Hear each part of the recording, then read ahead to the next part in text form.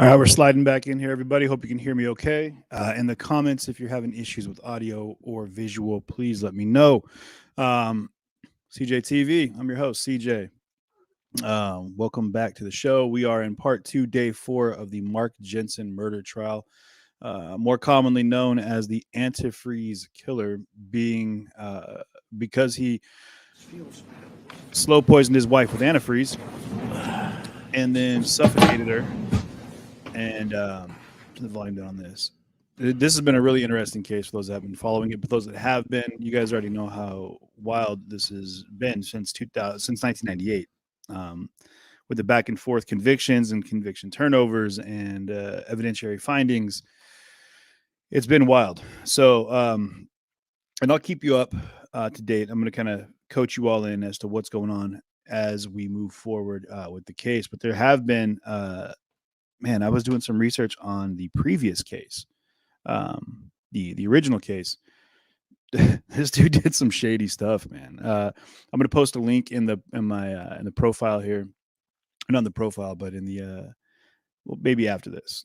But either way, I've got some more video that needs to be seen, which is wild, from the original case, where Mark Jensen here had attempted to pay another inmate to either kidnap or kill one of the witnesses in the previous trial, a gentleman who testified in this trial as well, one of his guys from work that he had told all these details to about, as he testified about murdermywife.com type thing, like howtomurdermywife.com, I think it was. We went into it and it was interesting, but yeah, so and I put together a breakdown of that. Also, some footage from the original crime scene, which is something that I'm not going to be able to show here live because it does show the state calls Rosemary McGinnis, Julie Jensen, deceased, in the bedroom.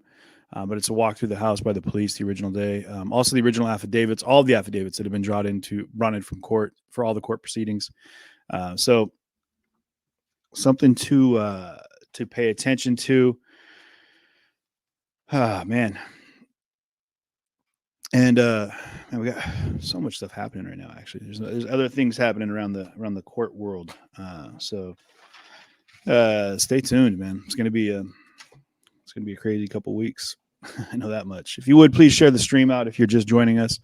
I definitely want to make sure that we get as many people in here that are watching, especially if you're just remain standing. Not aware of the case. Some interesting stuff here. So.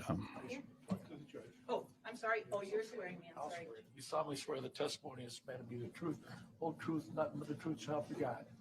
Thank you. Get as close as you can to the little microphone and spell your first and last name for the reporter. My first name is Rosemary, Rosemary. Middle name Elizabeth, Elizabeth. Last name McInnes, MAC, capital INNES, like Sam. Thank you. Are you going to do the questioning, Ms. McNeil? Yes, I am. Go ahead. Ms. McGinnis, I want you to think back to the summer of 1998. During that time period, did you join the Stiefel Nicholas office in Racine? Yes, in July of 98. And was that a new office that was opening? They had opened it a couple of months prior to my starting there. I thought maybe in June that they opened it up. And you started working there in July? Yes. Of 1998? Of 1998. And do you recall when in July or just July? 22nd. July 22nd. And where had you worked before? I worked at Piper Jaffray, another brokerage firm that was downtown Milwaukee. Oh, right. I almost got him now with those you're guys. Working in the Racine office of Stiefel Nicholas? Yes, I went from Piper Jaffray to Stiefel Nicholas with a broker who moved to that office, and I went with him as his assistant. And who was that broker? Daniel Exner. Now, how big was the Stiefel Nicholas office at the time that you would have moved there? It was a very small office, about 4 or 5 brokers, 3 support staff, sales assistant, and cashier. So there were 3 females and the rest were the brokers, all male. And so these other women, did they have the same position as you did? Meredith Perez was hired as the cashier and receptionist. Meredith Schultz was hired as a sales assistant, so she would work with the brokers. And I was a sales assistant to Daniel Exter. So 3 women and 2 Merediths. Now, did they go by nicknames? Yes, they did. Meredith Perez, we called Midge, Midge, and Meredith Schultz went by Mary, and I think she spelled it Merri. How long did you end up working at this Stiefel Nicholas office in Racine? Until about March of 2005, and that's when I transferred to the Brookfield office of Stiefel. Now, when you started working there in 1998, was Mark Jensen also working there? Yes, he was a branch manager. And I want you to particularly direct your attention back to the time period when you were working with Mark Jensen in this office. Did you ever, during that time period, receive any harassing phone calls? No, not at all. And did Mark Jensen ever complain of any harassing phone calls that he was receiving? I did not hear him complain about any. And did you and the other women in the office, was it your job to open the mail? Actually, Midge, Meredith Perez, opened the mail. She was in a little area similar to that, so she was kind of caged off.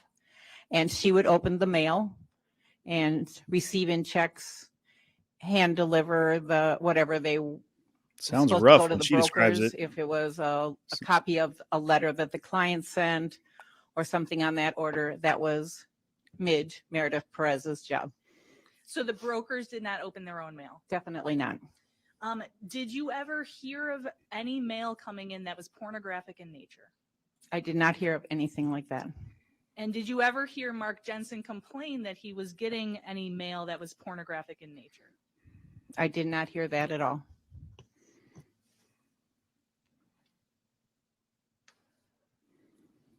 Always got to play with my surroundings here while they're doing that. Try to get the did right. you ever hear Mark lighting Jensen and whatnot. complain about any pornographic material being left on his vehicle? No, I did not hear anything like that either. Do you know where he would park his vehicle? He kind of parked his vehicle towards the back of the parking lot, not right up front. I think he was afraid that maybe somebody had hit it or something, because most of the people parked closer to the building, and he would park his car further back in the parking lot. Based upon where his office was, would he be able to see the parking lot? I believe he would have been able to. So through whatever window was in his office? Yes, he would sit forward to his computer, but he could swing around. So I'm sure he wasn't looking out the window at all times. And it was a second floor of a bank building. So there was the drive-through there. But because of the area that he parked in towards the southeast corner, I believe he should have been able to see his vehicle. And that's based on also where you knew he parked his vehicle. Mhm. Is that correct? Yes. Now, I want to direct your attention to December 3rd of 1998. Was that a memorable day for the office? Yes, it was. And is that because that's the day Julie Jensen died? Yes, it is. Now, on that day, did I'm sorry. Mark? Did you say December 3rd or 4th? I just didn't hear you. I thought Sorry. I said 3rd. Thank you. Okay, so we're referring Third. to Yes, we're December. talking about the third. Okay, and so on that day, did Mark Jensen come into work? No. Now, given the size of the office, is that something you would have noticed, whether he was at work that day?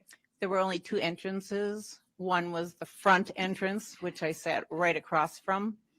So within 10, 15 feet, he'd have to walk through the glass doors there. That's also the door that the clients came through. Or he could have come up the hallway through the lunch area. And there again, because of the size of the office, he'd have to walk up that hallway and into his office. All right, so based upon where you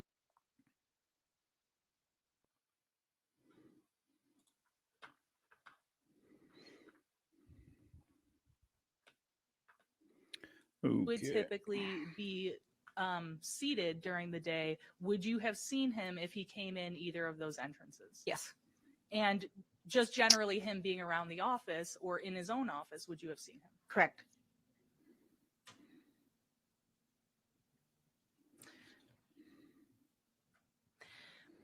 Now, regarding that particular time period of December 3rd, 1998, approximately a week later, on December 11th of 1998, was the office having a Christmas party? Yes, we were. Was that Christmas party still held? Yes, it was. And was there some consideration or thought among yourself or other people in the office about canceling the Christmas party? We had all asked Mark if we wanted to cancel it because we were all fine. Something like that happens in your family. The last thing you really want to do is go and celebrate. And what was his response to that? He doesn't want to ruin anybody else's time. And so was the Christmas party held? Yes, it was. And did he attend the Christmas party? Yes, he did. And did you make any observations about his demeanor during the Christmas party? He seemed to be enjoying himself, having cocktails, eating food, talking to everyone.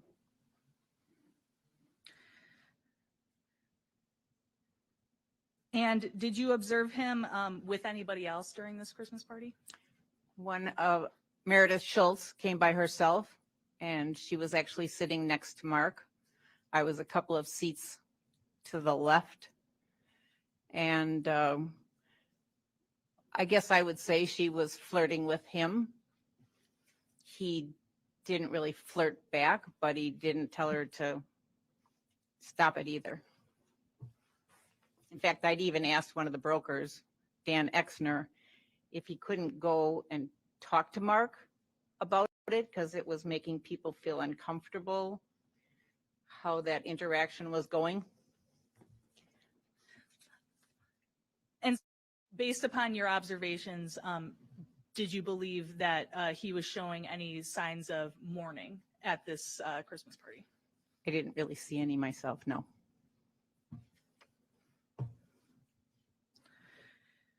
Now, in this office, was there a person working there named Dave Nearing?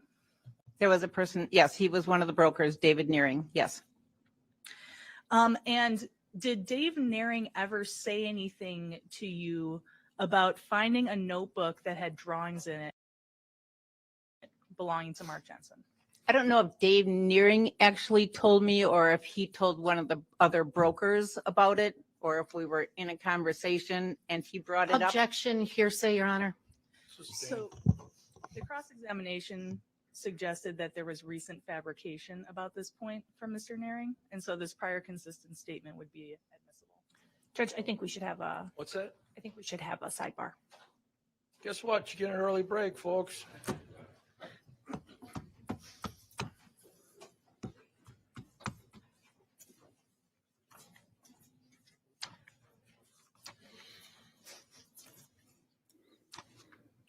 Oh, they're having a one-on-one here.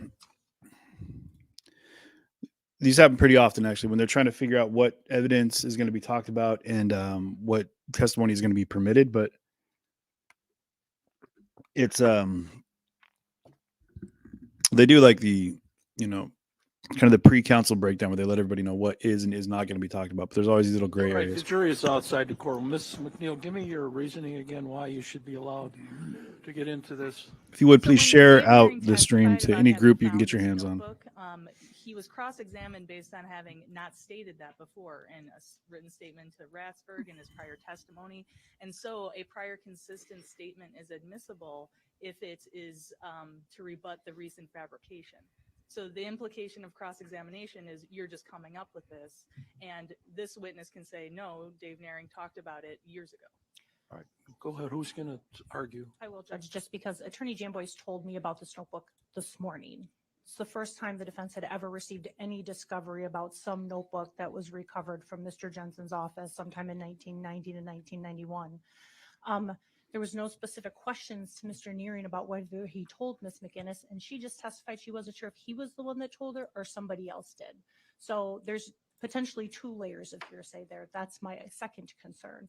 Third, we were never notified that this witness had mentioned this at all. In fact, she testified previously and gave a statement to the detective, and it's in none of those places. So if there's specific notes that she gave a statement to someone before today that Mr. Nearing told her that, the defense has a right to that discovery. Well, what I did during the lunch hour, I reread State versus Jensen, 331 Wisconsin 2nd, 440. That was the Court of Appeals decision. That was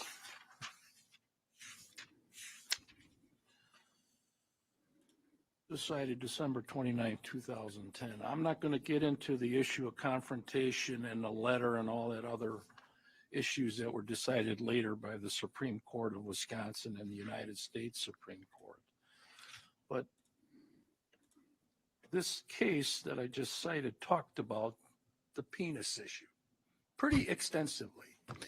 Yep. I'm shocked. Back to the how many penis talk. times they mentioned the word penis.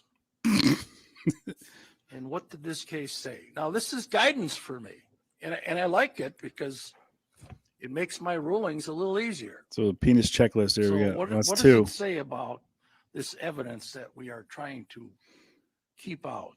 It's admissible as part of the panorama of evidence surrounding the offense. I believe perineum is It what you're talks going for. about numerous witnesses. It talks about the state's theory Sorry. that before Mr. Jensen, this is the Court of Appeals talking, not me. Before Jensen murdered his wife, Jensen engaged in a campaign of emotional torture by repeatedly confronting Julie with pornographic photos. The evidence involved the relationship between the principal actors, Jensen and Julie, and traveled directly to the state's theory as to why Jensen murdered Julie. Then it goes on to say, it also goes to the issue of the computer, because there's an issue of pornography on the computer, and that Mr. Jensen regularly surfed the computer regarding the issue of pornography. So the computer is also an issue in this case. And then it also, we're going to have other witnesses that are going to testify. The state talked about Kelly Jensen, and I believe her last name is different now, but it also talks about Kelly Jensen's testimony. And it goes on to say, it tended to show that Jensen had a long-standing fascination or obsession with penises. Given this, was likely the one responsible for the penis-focused photos stored on the home and office computer and left around the Jensen home to emotionally torture Julie. Each category of evidence Jensen complains upon was properly admitted. So it's coming in. I'm not arguing as to relevancy. It's coming in. No, I get that. You argued this morning that it was relevant. So don't tell me now it's not relevant. This time I'm not I'll arguing get the relevancy. transcript. I'm not arguing relevancy. You argued that this morning. I So did. we're done. Bring the jury I'm back. not arguing hearsay. You argued a different objection this morning, and now you're saying I didn't say that. No, I'm saying, Judge, I agree with you as this morning. I'm not Can't arguing, have every argument you want and get the last word in. Judge, I'm not arguing as to relevancy from Miss McGinnis. I'm arguing that it's hearsay. She just testified that she wasn't sure if she heard it from Mr. Nearing or heard it from someone else. That's hearsay. And I don't have a right to confront that individual who may have said that to her because that person hasn't been called. That's the objection. I didn't object as to relevancy. Are you done? Yes. Okay. Bring in the jury, and we'll let the state ask their question on the issue of what was your statement again before I lost my train of thought here. So what I was asking is whether Ms. McGinnis had heard from Dave Naring before about this notebook. That question will be allowed. Thank you. Pardon me? That was before the Don't defense testimony. get brazen with Let's get the me. jury, Your Honor. Big tip of the hat to the essence of the original judge in this case, what's Judge Schroeder. So, I mean, it's appropriate that our current judge is really maintaining the essence of old Judge Schroeder. Man, he came in with the thunder. He had to say, he said penis multiple times. Then he had to drop the line, and you will come correct. I mean, come on, we're all adults here, but I'm saying, I think he did that on purpose. If you would please share the stream, you guys. We're going to be here for the rest of the day today. We're going to talk about some things. Hopefully, we'll have some time if we wrap up a little early today to cover some of the information that I found while going through the original trial, which was back in it was wild back in 2008. But when Mark Jensen here was originally found guilty of murder and convicted of murder and the first degree and sentenced to life without prison. Prior to that being turned over due to evidentiary incongruencies, I guess I'm going to say that's the word I'm going to go with, which had that case overturned. And then a few years after that had the case brought back in because of this letter from the grave, which I'll show you guys again here if you haven't seen it. I posted it to my page over on Facebook as well. All right, have a seat. And then in the community We're on gonna continue, YouTube, I don't do that often, but I'm going to post another The link to a objection series of was overruled. You videos. can go and ask the questions. Actually, I'll post that here. I'll do another feed So or another did Dave follow-up Naring video ever and break tell down what you're you going to see in anything these about videos that I finding pulled a up. notebook with penis drawings in it? I'm going to repeat what I said. It probably was when we were in a group. I didn't have a relationship with Dave Nearing that would have him come and talk to me about penises.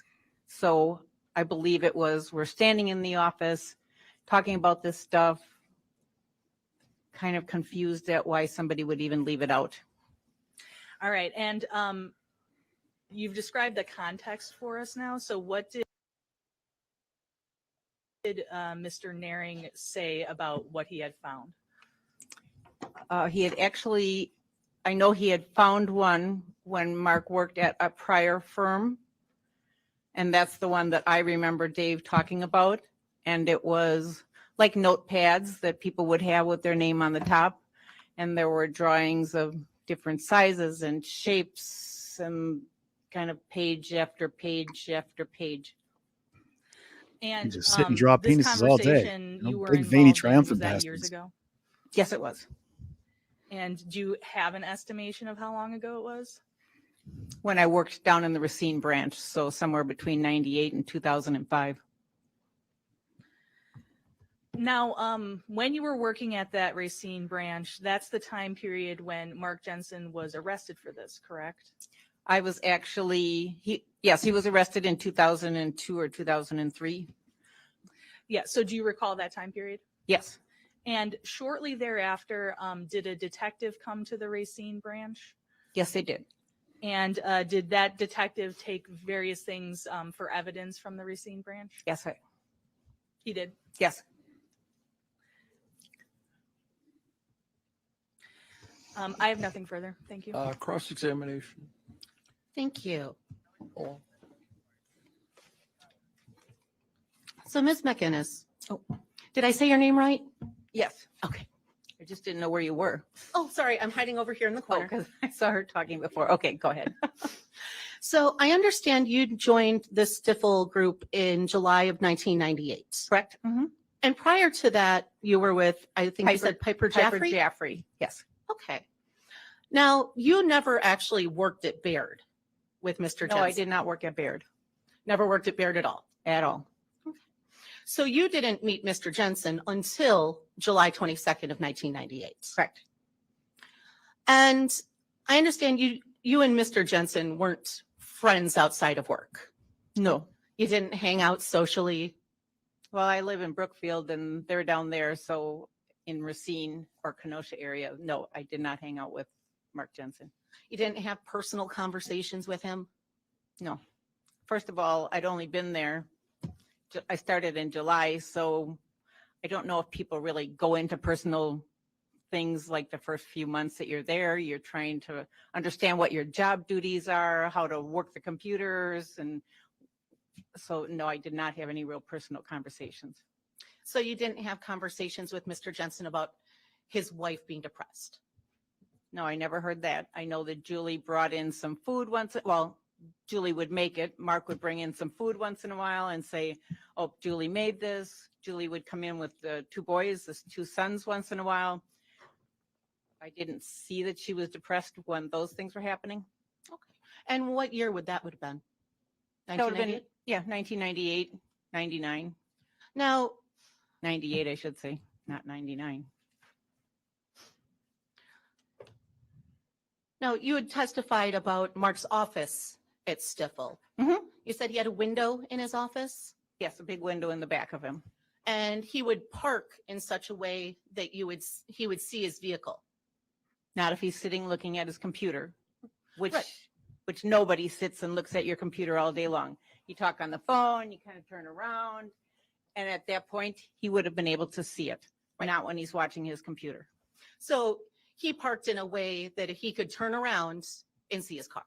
I believe so, yes. All right. And you said that was not where most people parked.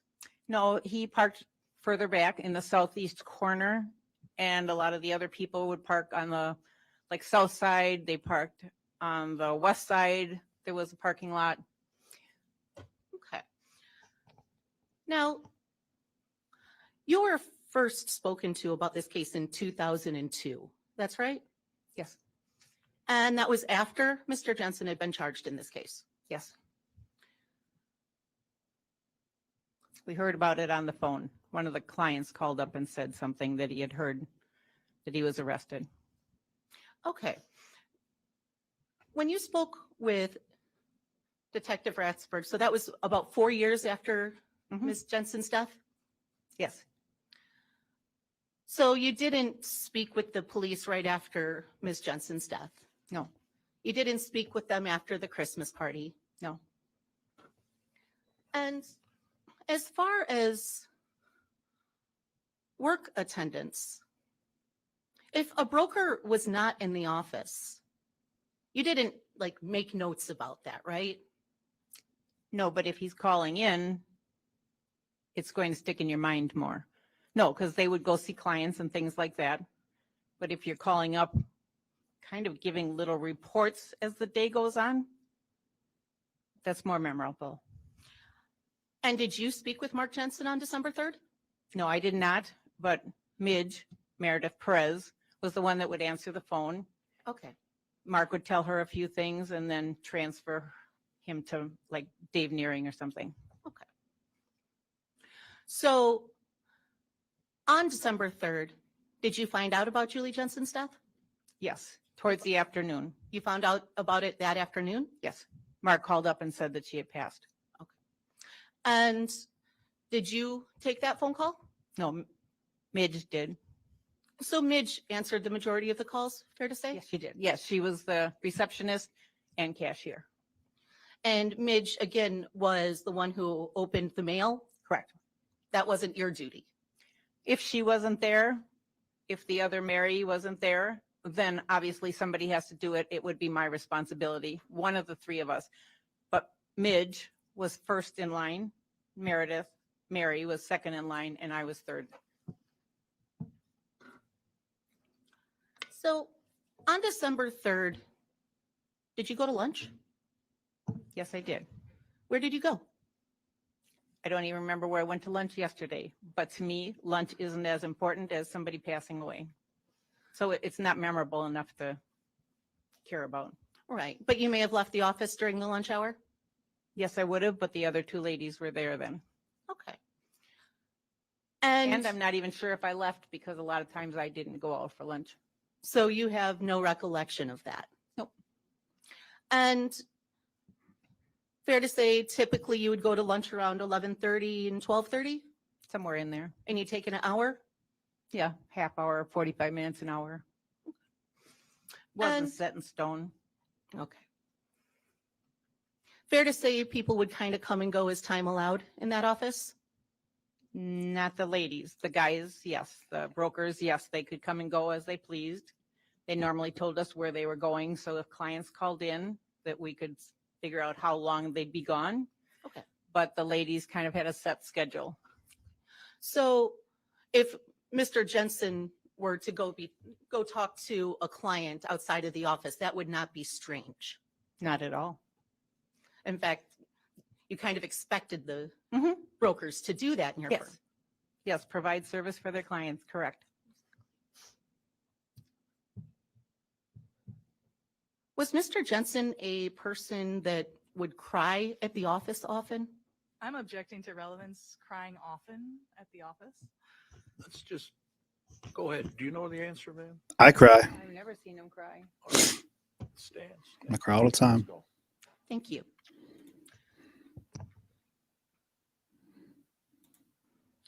Now,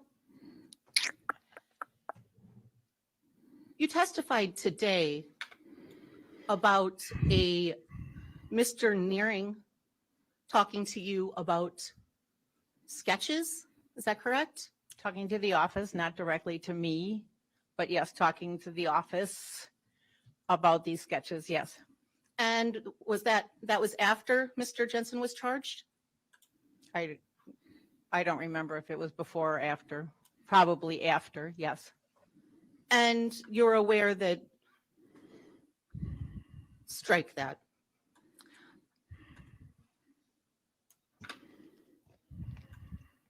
And you said that it was maybe David, maybe somebody else that, No, it was Dave because he worked with Mark at Baird.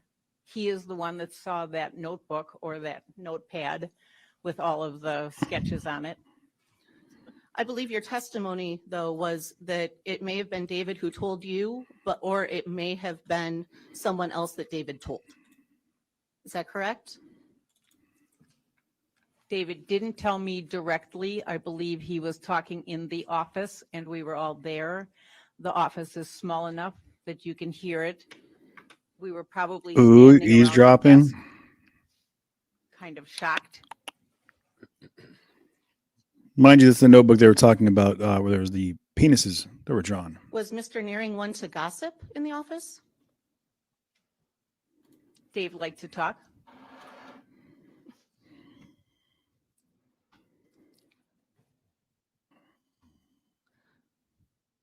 And actually, Dave liked to talk and he knew Mark very well. So he liked to talk about Mark. Because they used to go out as couples all the time. Okay. So he probably knew more about Mark than any of us. And you also testified about a Christmas party. Yes. And at this Christmas party, Mr. Jensen was seen with Meredith Schultz. I don't call it seen with. Well, you saw him with her, talking with her. Well, yes, it depends on how you say with. He didn't come with her. I don't know if he left with her because I left beforehand. But yes, they were sitting next to each other, engaging in conversation, talking, laughing. Yes. And you said that she was flirting with him, but he really didn't flirt back. I don't remember him flirting back. No. I don't remember him saying, excuse me, but this isn't the proper thing to do. But I don't believe he was flirting back. Nothing further. Redirect. I have no further All questions. right, thank you. You can leave. Thank you, man. Thank you. This was basically the conversation we just sat in on. For some reason, I don't know why, just kind of sit around all day. He calls Kelly Brooks, Draw pictures of formerly dicks. Kelly Labonte, and that is number 39. What? 37? Draw pictures of 39. dicks. 39. Dicks? Like a man dick? Yeah, like a man dick. Yep. Like a man dick. Man. Yeah, Jen Boy is still in office. Yeah, Diana. He is in office still.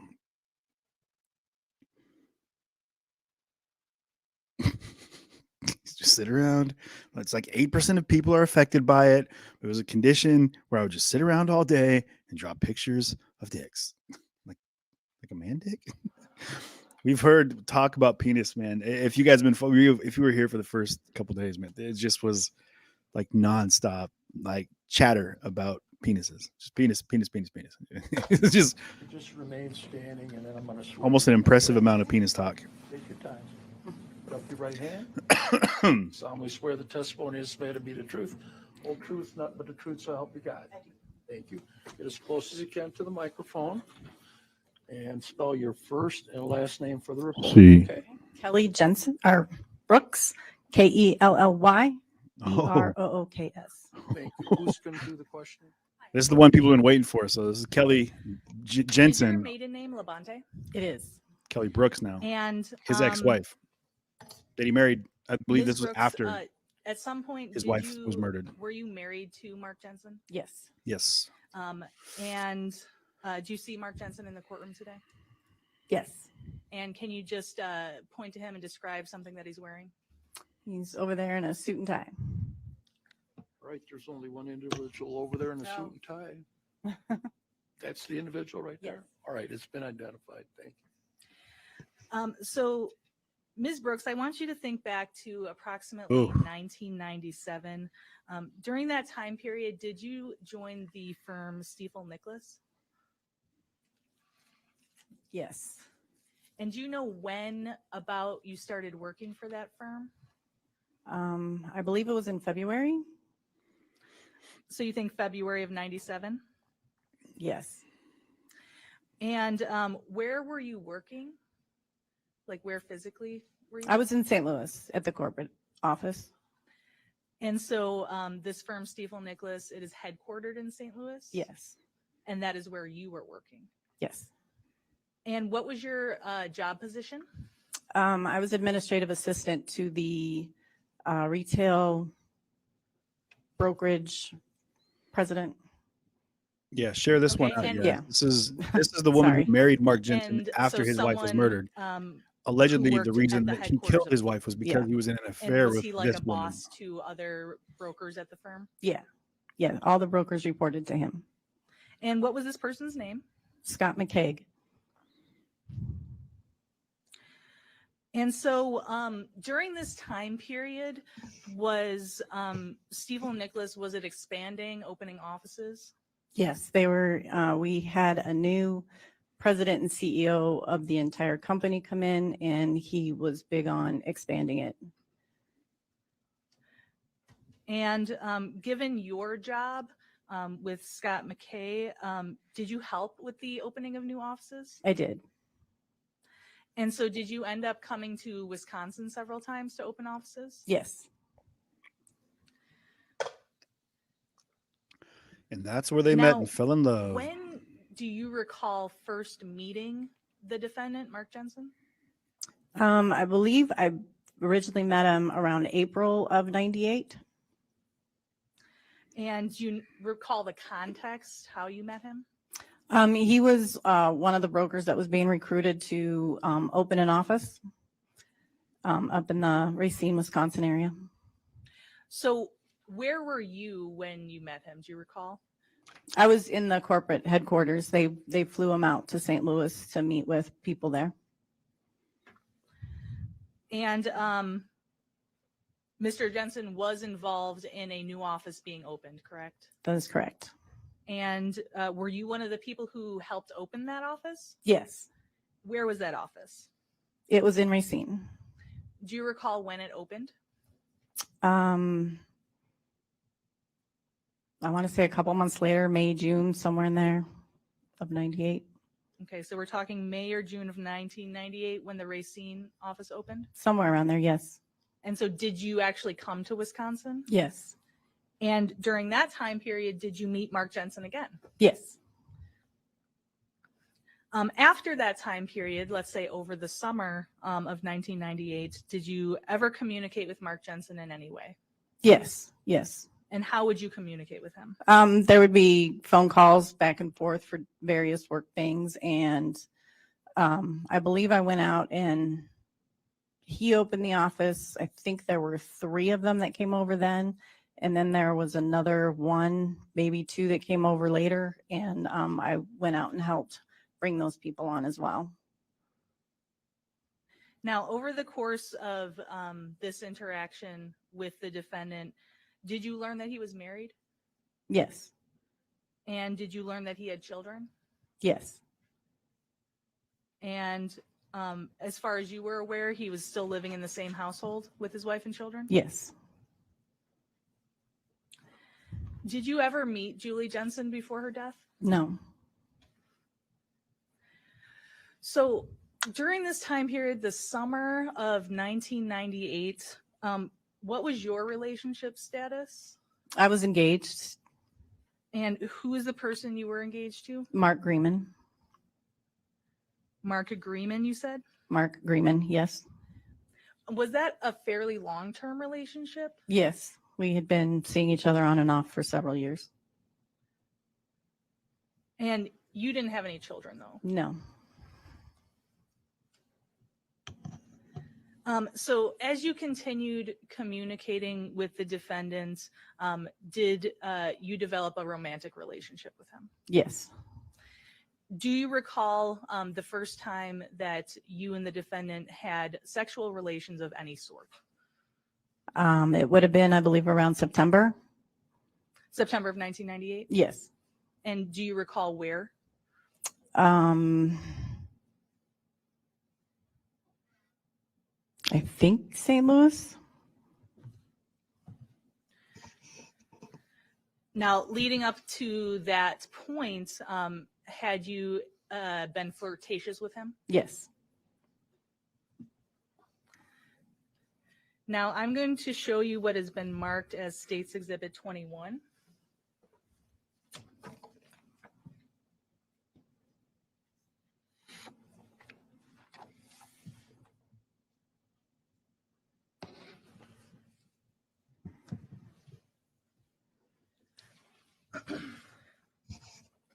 So looking at that exhibit, can you tell us what it is? It looks like email messages between me and Mark. Now, at some point during the course of this case, did you learn that police had obtained email messages between yourself and the defendant? I'm sorry, can you state the first part? At some point during the course of this case, did you learn that police had obtained email messages between yourself and the defendant? Yes. And so State's Exhibit 21, what you're looking at here, would those be the email messages that you learned were obtained by the police? Yes. So fair to say it's not every email you ever sent to the defendant during this time period? That is correct. So State's Exhibit 21 is the physical exhibit. I would like to display on the screen State's Exhibit 20, and this would be the file labeled emails.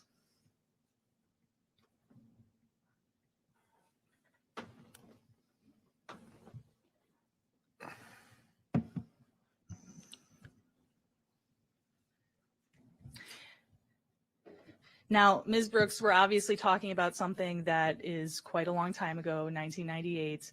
And so I'm going to ask you some questions about these email messages during that time period. Okay. Now, can you see the screen and see whether that matches the exhibit that is in front of you? Can't read it, but it looks similar. So if I zoom in a bit and you look at the top of your exhibit. Yes. And Yes, I can see there's some other words. screens. Oh, okay. All right. Perfect. But for your purposes, you can look at the paper exhibit in Okay. front of you. All right, so I'm going to go down.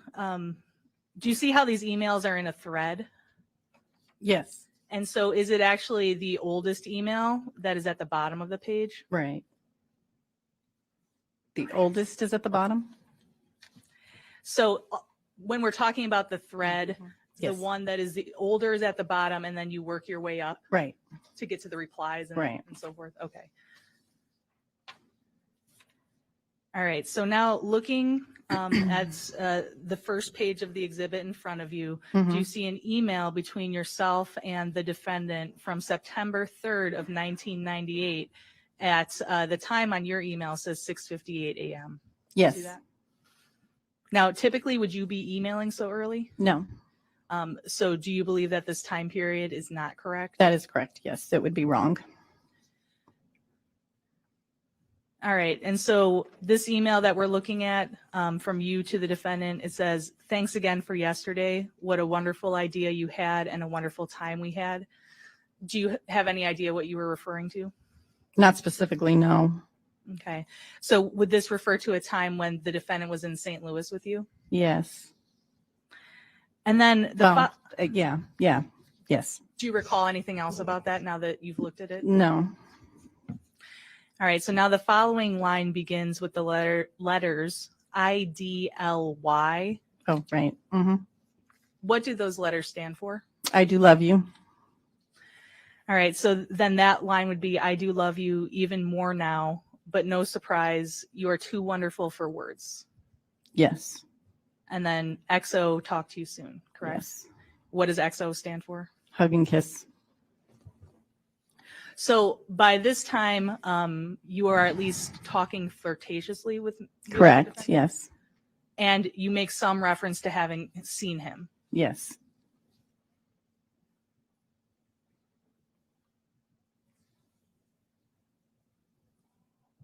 All right.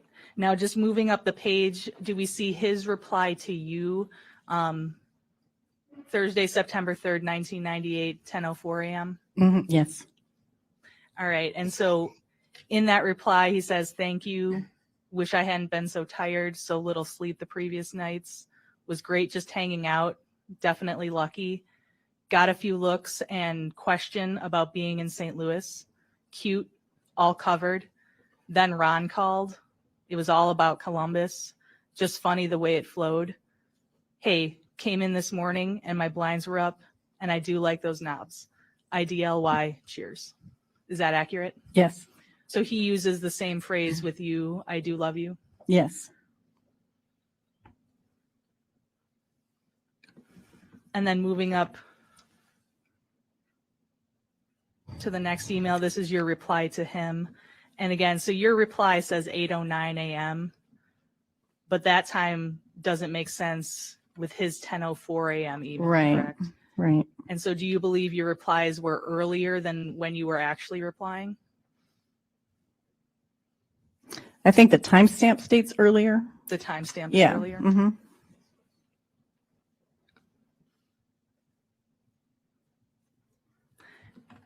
All right. And then going up to the top, if we look at this email from the defendant to you, this is 2:44 p.m. the same day. What does he say there in that email? Wouldn't mind knobs on my blinds, would prefer cheeks on my desk. Cheers. Did you smile? So he's flirting with you. Yes. And then at the very top of your reply, what do you say in your reply? If you continue to be a good boy, maybe you'll get what you wish for. I would enjoy participating. Yes, I smiled. I always smile when talking with you. Okay, so you're receptive to the flirting. Yes. All right, so moving on to the next page of the document that you have in front of you.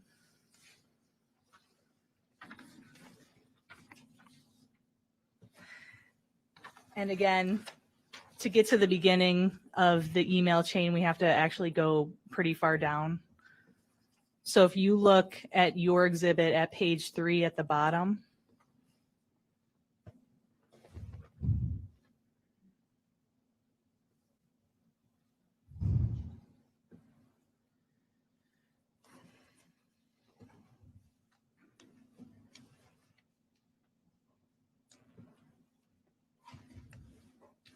for this particular email chain from September 4th of 1998, it then begins at the bottom of page 3, correct? Yes. Okay, and it starts with questions about lunch plans. Right. All right, so now moving up.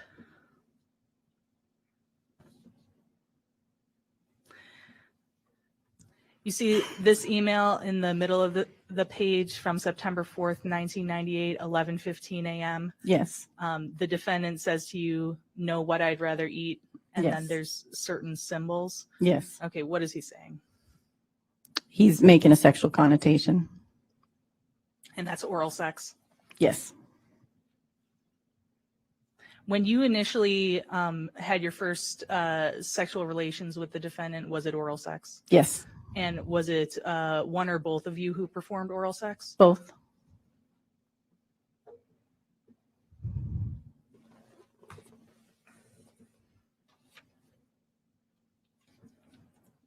All right, and then moving up through the pages. Sometimes when you were communicating with the defendant, would you complain to each other about your current significant others? Yes. So he would complain to you about his wife, Yes. and would you complain to him about your fiance? Yes. And so if you look at the bottom of page 2, this email from September 4th at 11:34 a.m., it reads, "Yep, lover's nuts thing going on here. My own fault. Turned it down last night after I came in because I was pissed. She knew it. Dutiful thing. Right now, dutiful would do. Nah, cheers." And then it continues, "Thinking about my desk right now. Now that's a way to enjoy lunch." Is that accurate? Yes. And so is he complaining about his wife in that when he calls her dutiful thing? Yes.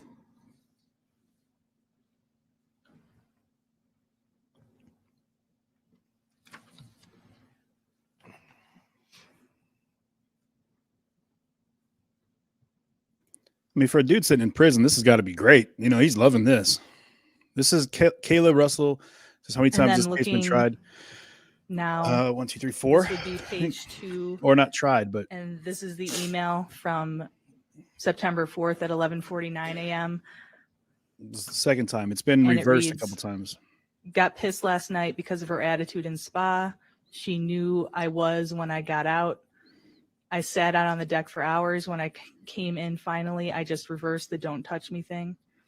So is that again another complaint about his wife? Yes. Mind you, she was murdered 2 months after this. Would he complain to you about sexual issues with his wife?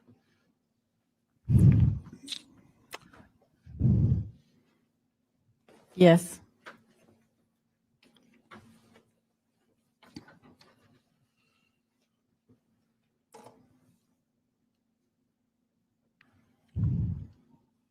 All right, now at the very top here, your final reply in this chain, what do you say here at the top of page 2? Did we miss the window of opportunity? I met with our significant others, not each other. Okay, so at that point, your perception was that the window of opportunity was completely open with the defendant. I'm not sure what I meant there, quite honestly. Because it says I met with our significant others, not each other. Oh, okay. Yes. I see what you're saying now. Yeah. That there was a window of opportunity for us. Yes. And maybe you missed it with the people that you were currently with. Yeah. That's what it sounds like I'm saying. Yes.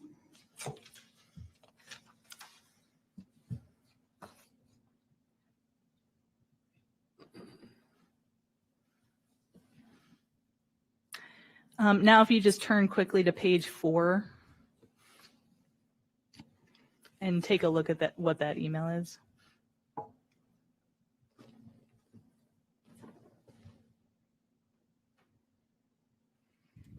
All sorts of steamy in here, huh?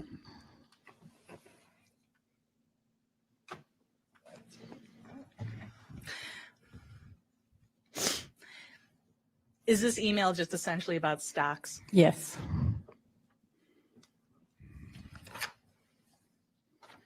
Now, turning to page 5, does that begin another email thread?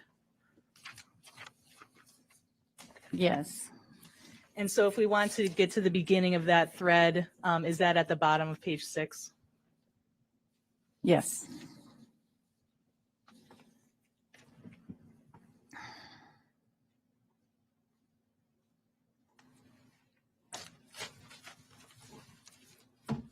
So way off to the side here. He does look like someone who would draw a lot of pictures of penises. This is an email from you, also on September 4th, to the defendant. And you're asking him, what kind of music do you prefer to listen to when being romantic? Is that correct? Yes. Answer is, what do you guys think? What's your best guess? And then you and he have a few emails exchanged back and forth on that topic. He Yes. replies to you about what music. Sade, Lovers Rock, go. Yes. And then you tell him, work with me here. Yes. Or R. Kelly. All right. And then he suggests that thing you do or reggae. Yes. Okay. Is that thing you do an actual song? Yes. Okay.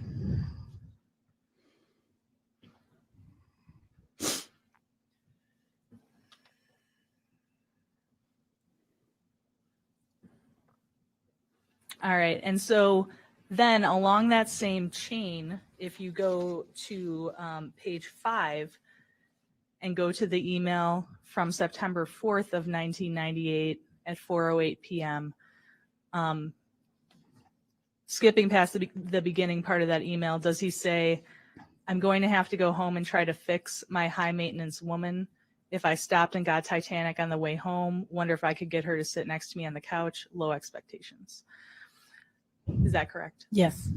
And so along the same lines, he's once again complaining about his wife to you. Yes. Mary Ann. All right. Boom, boom, And then bam. your response above, you are such an incredible man. I want one. Yes. Correct. And then he responds, thanks. You can have me. Yes. What an amazing guy, precursor to murder and talking about murdering his wife. How terrible she is whilst having an affair. You call him a with tease? somebody. What a Yes. great guy. This Your whole response, basis. who's teasing? Yes. These are all based on infidelity. This whole thing. She was cheating on And her then your husband. response is, I could get used to having you around permanently. Is that Yes. correct? Yes. He was And so cheating on this his is all wife. on September 4th of 98. Yes. The other witness was cheating on his wife with someone from the office, apparently. And then it Now just was directing like your attention, Julie Jensen you was go having to an affair. page Like, 8. man,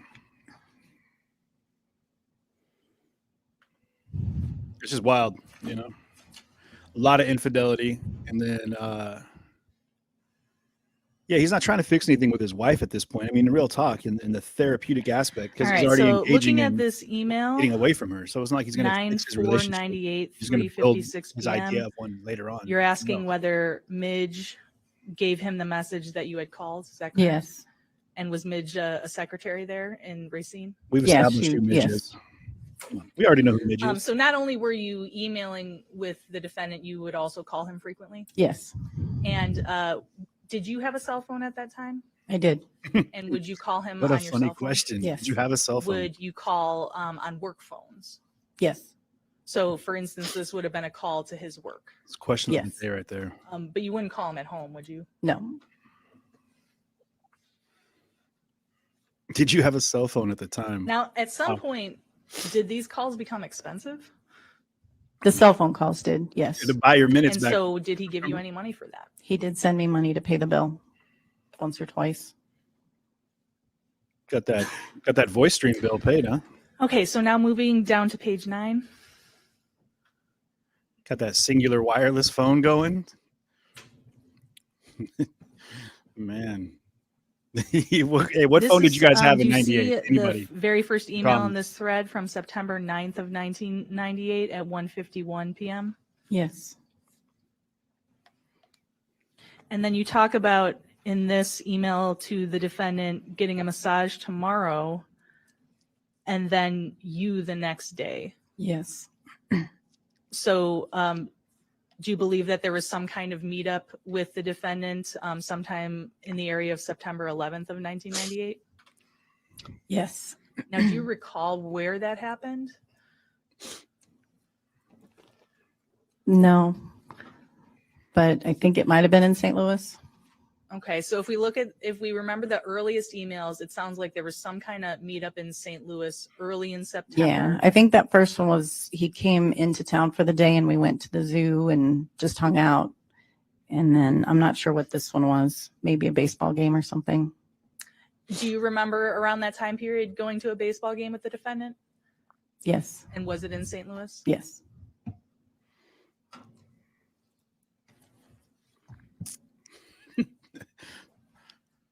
I had a pager back in 96. Thought I was the coolest guy in the world.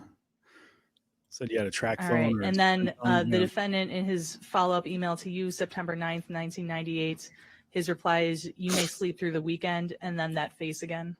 Mm-hmm. Yes. And is that the one you testified to related to oral sex? Yes.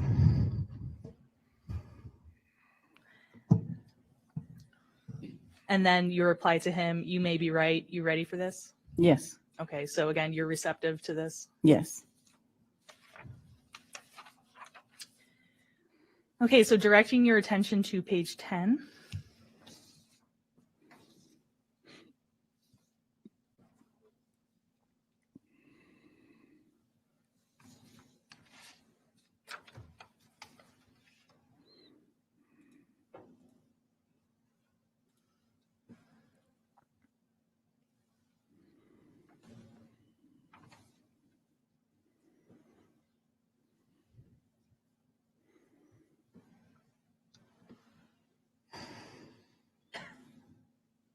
All right, looking towards the middle of that page, an email You youngsters. from you to the defendant, September 15th of 1998, 7:05 a.m. And again, when you look at that time, do you think that's too early for you to be on your work email? Yes. So during that time period, did you only access your email from the office? Yes. And do you have any idea how the defendant accessed his email? He would either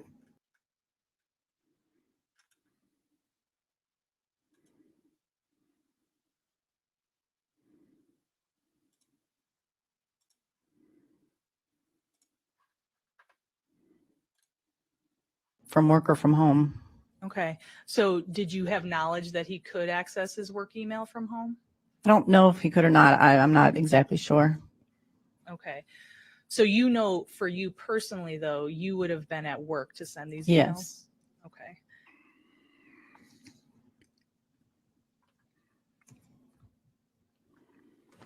Now, in this particular email, looking through it, are you complaining about your significant other to the defendant? Yes. Okay, so you're talking about trying to go in the hot tub and the man was too tired? Yes.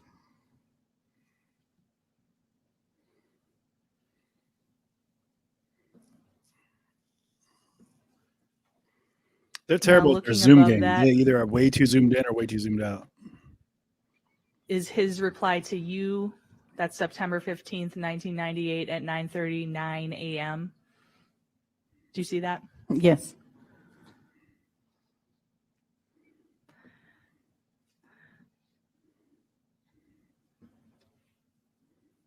Now,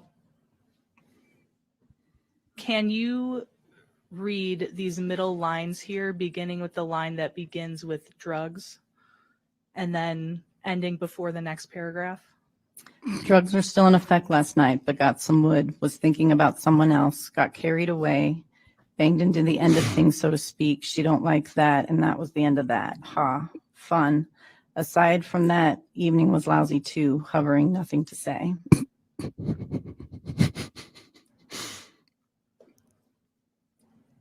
Now, in those lines, what is he describing? Having sex with his wife. And he indicates he was thinking about someone else. Yes. So that would be you. Yes. And then indicating that she didn't like, she, meaning his wife, did not like what had happened. Correct.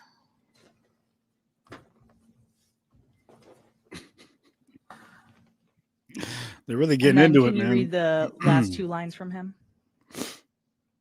Of that same, Yes, Thanks. just the two below lines. feeling a lot more stable today, feeling kind of bad about some of the conversation yesterday. Wish I knew how much of the mood was chemicals and how much you. Cheers, idly. Okay, so I do love you. Yes. Now, what are you talking about with him in terms of drugs? I'm not sure. Okay. And so was he on some kind of drugs? Cialis, that's it. Not that I know of.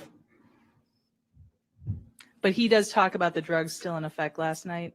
Yeah, He's like, man, And I you did asked so him much about it? peyote, it was ridiculous. I did. And then he follows that up with those lines about Oh, feeling. okay. Yeah, okay. How are you? The drug's wearing off yet? Yeah. Yeah, I guess he was taking something, but I don't remember what it was. So your understanding is these references are to him regarding drugs and being in effect and feeling stable. I believe so, yeah. And then his response has to do with how much of the mood was chemicals and how much you. Yeah. So he appears to be referring to a good mood being either chemicals or you. Right.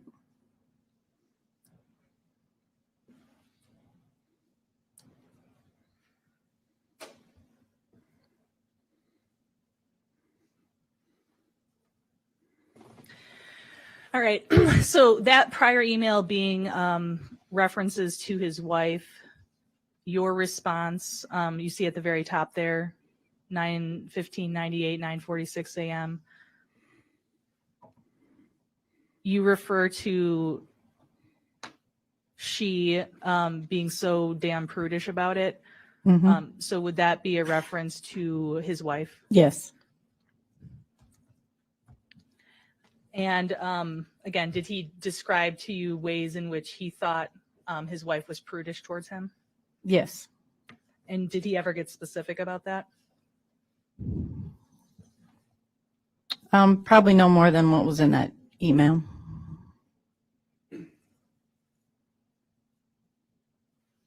And then you close that email with the XO IDLY always. Yes. Is that I do love you? Now, turning to the next page, page 11.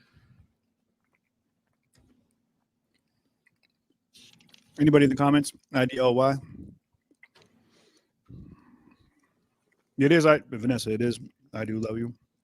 Pretty good the whole acronym thing, but Now, this email looked that you're them up. looking at on page 11, if you peruse that quickly, that's not so much about your relationship with the defendant, correct? That is correct. You're actually forwarding an email from somebody else to you. Yes.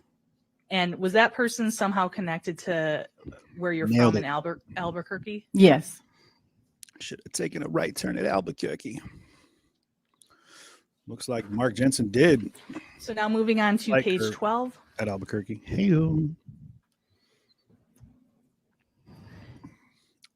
And in this next email, which is from 9/29/98, you at the very beginning of this email from you to Mark, you make some reference to this Albuquerque friend. Yes. Now, can you read those first two lines to us? So am I just being an oversensitive chick with regard to Mark's comment last night? Be honest, I can take it in spite of what my friend in Albuquerque thinks. Okay. And so when you're talking about Mark's comment last night, you're actually talking about your fiance, Mark Greeman, right? Yes. Actually, he was my husband by then. Oh, she went through and married when him did you even marry while she Mark was. Greeman? I believe September 19th Oh, God. of 98. 98. Yes. So while they were And involved in so this affair. during this time period, why did you decide to marry Mark Greeman? Yeah, good question.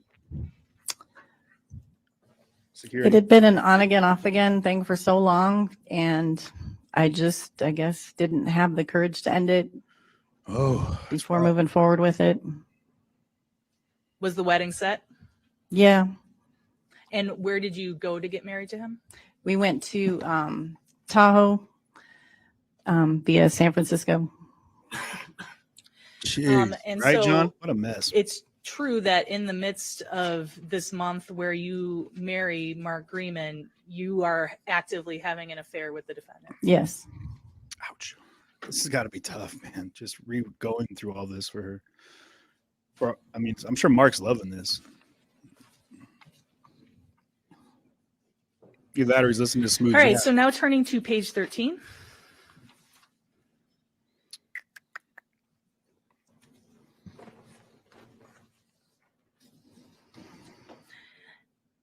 Now, does this email begin with some jokes that you had sent to the defendant?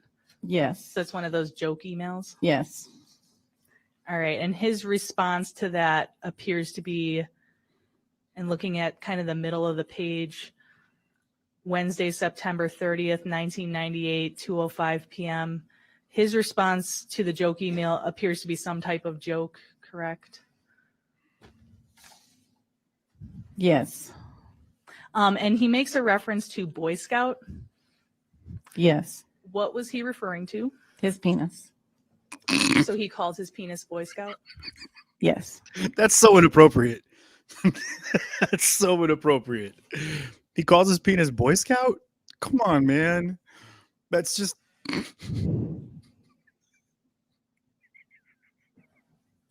You can't. And then your response to him, cute, not liking him very much right now, are you?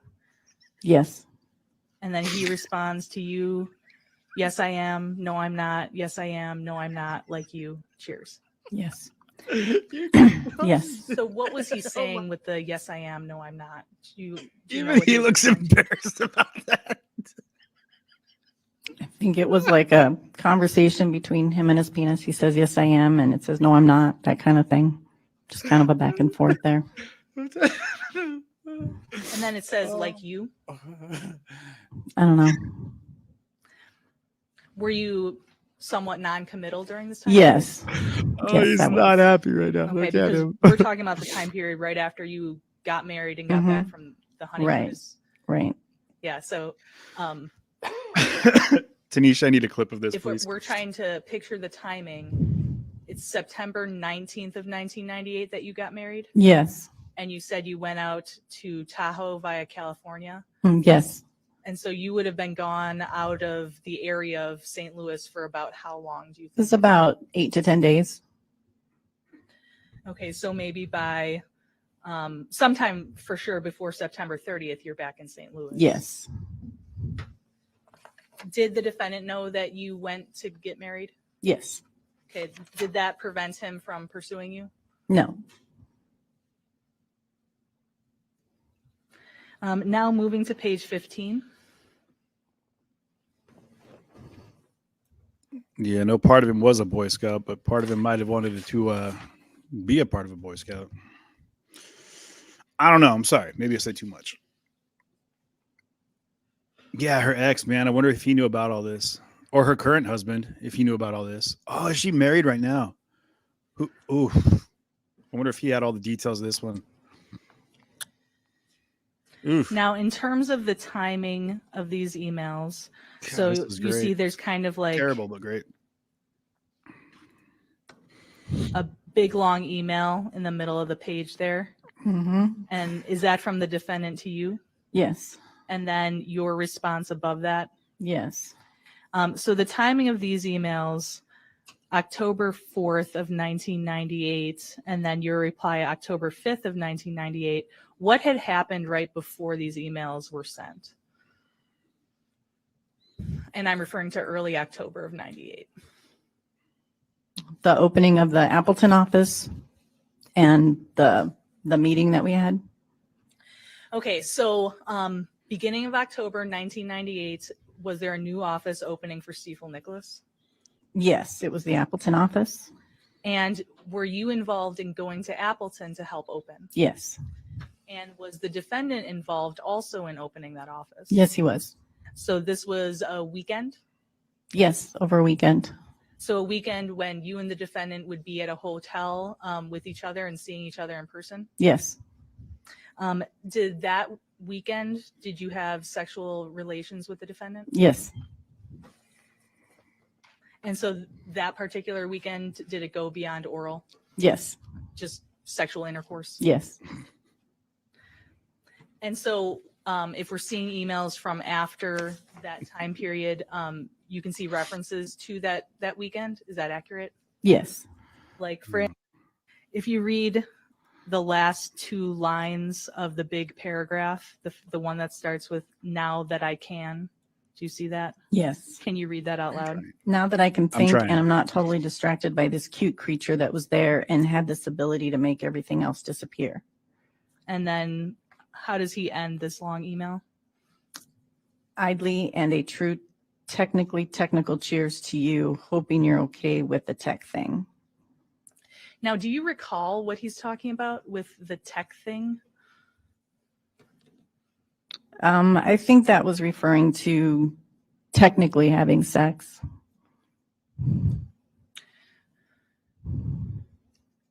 Would you agree that you and the defendant were somewhat distracted with each other during this office opening? Yes. I wonder how many other people he was sleeping with, because I guess that Mary Ann chick from the office was, or Midge, maybe that was her Okay, name. and then I don't you know. send him a response. This is October 5th of 1998 at 3:28 p.m. Which is about a month see that? before his wife Yes. wrote the letter And saying that she thinks you're Mark's trying to kill her. receptive to what he's talking about with the technical thing. Yes. 2 months before And she's then you killed. end with IDLY to you two. Yes.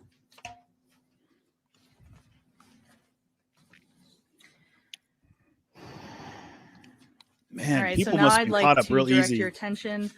Do you see on page 16 how there's a long email string that starts? Yes. All right, so I'd like to direct your attention then to where that string would actually begin. So that would be page 18. Okay.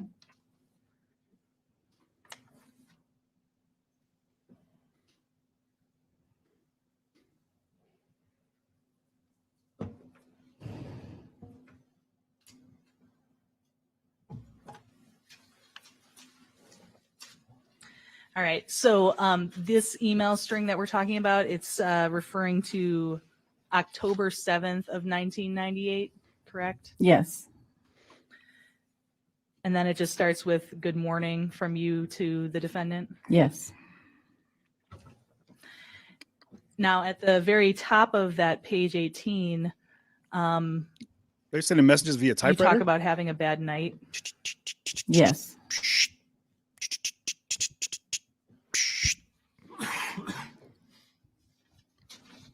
That's not even Times New Roman. And then his response to that, if you look on page 17 at the bottom of that page, Mm-hmm. he talks about giving you a call later or a call soon. Yeah. Yes. This And text so comes you with would an call accent. each other throughout the day. Is that correct? Yes. Hear ye, hear ye. All right. And when you follow up with the ensuing emails, you're talking about your bad night. If you look at that page 17, you're talking about drinking, going out drinking. Yes. Getting turned. But really, I think cheating back then was either a lot easier or a lot harder. I don't know. Not that I'm saying I am. that I'm a proponent. All right. or So advocate, now, but I'm saying do you see the email? all of that stuff is right there.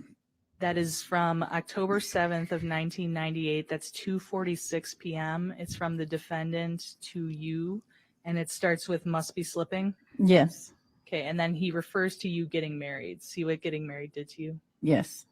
Okay, and now there's a few different letters that he ends the email with. We've already talked about the IDLY, but what's IWY? I want you. Ooh, that's a new one. 143, right? Or when you write boobs upside down on the calculator.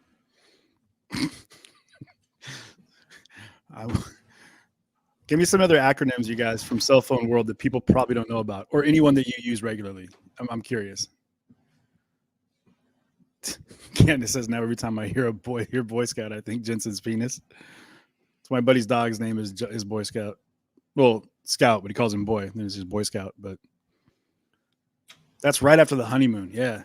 Like this is all going down. You guys, this is all happening. Like they're actively engaged in these relationships with each other while now married. She went through Now, if you look at how these emails continue engagement going to a to marriage. page 18 and moving towards the top of page 18, is it continuing with the back and forth flirtatious emails? On page 18 or 17?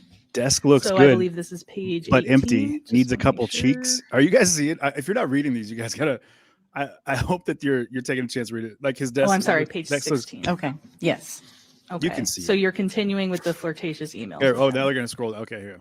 Oh man, my Yes. feet on the arms of my chair. Okay. Just Now, early on in this email string, there was some reference to you writing a letter to him. any particular you have in mind? Did you sometimes write letters to him? God, stop teasing us, man. Let us read it. Yes. And would you send those letters to his work or to his home? Probably to his work. Mark's a freak. Do you man. have any specific memory of this letter from the time period of October 7th of 1998? No. And would he ever write you letters or no? I don't recall. Maybe.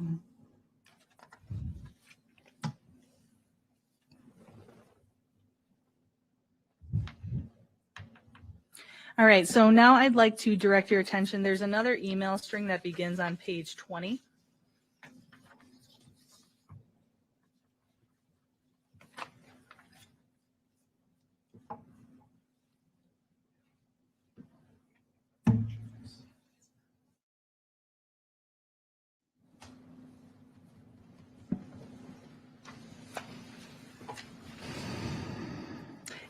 Page 20, where the email string begins.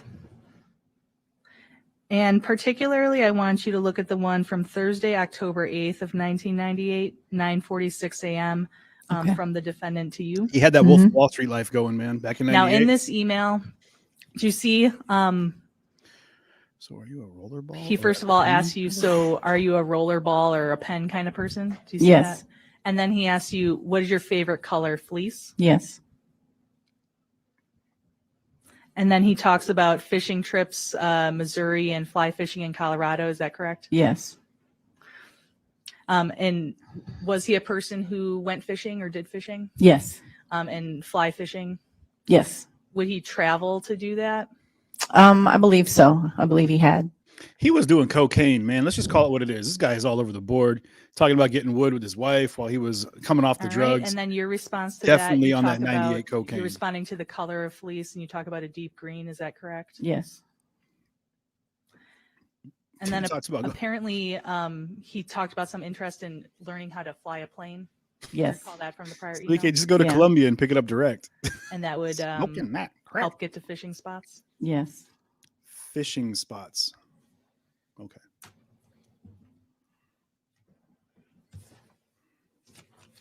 All right, so now we are on page 19, I love the very it. bottom of page That 19. tight place. And once again, this is an email from the defendant to you, October 8th of 1998, 10:44 a.m. Do you see the defendant making a reference to driving 10 hours to Big Cedar? Yes. What is he talking about? Big Cedar Lodge in Missouri. It's It's a lodge in it's Missouri. a lodge on a lake. I thought you were going to say it. And so essentially in this email, he's talking about flying would be so much faster. Yes. Typically, yeah, that's how And it then works. he ends with, I really want you. Correct? Yes. I do love you. Is that accurate? Yes. IDOY, baby.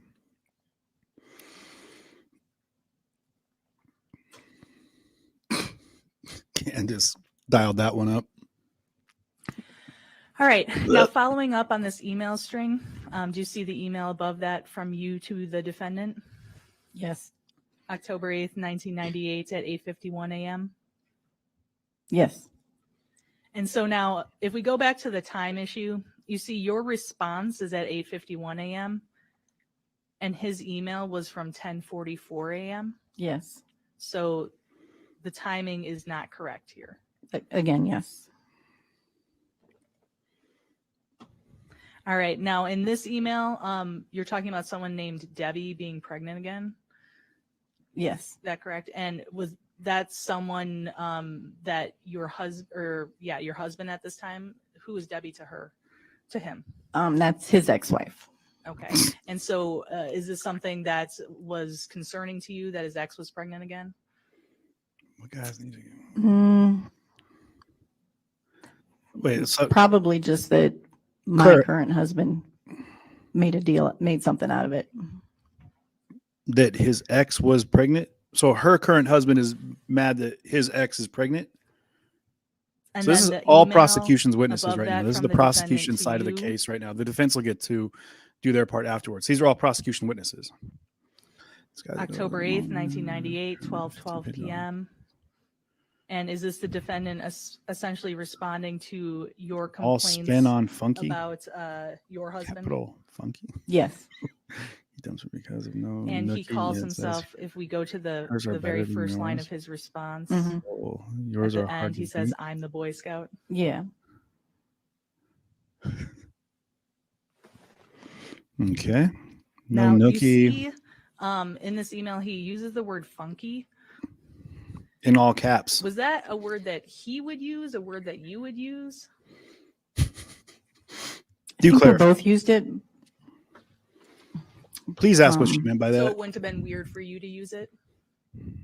I think I used it because he used it. I think he introduced the word, and then we used it as a term that we both understood what it meant. Okay. Just the weirdness of a situation. So you kind of adopted it because he used it? I think so. All right. So now another email thread. Do you see the next email thread beginning on page 21?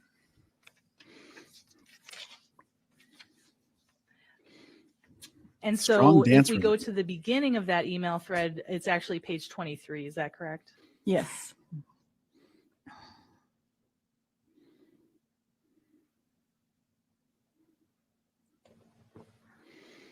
Man, I can't wait to you guys. So keep in mind, I've got all of the court documents.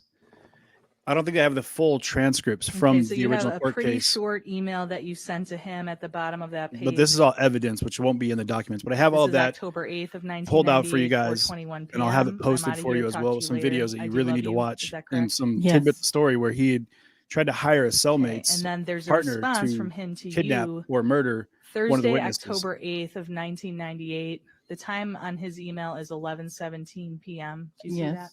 Yes. And so in this email, he says, just sitting here drinking wine, thinking about this time last week. No issues, just great. Missing something. I miss you, a new one. I miss you. I want you. I do love you.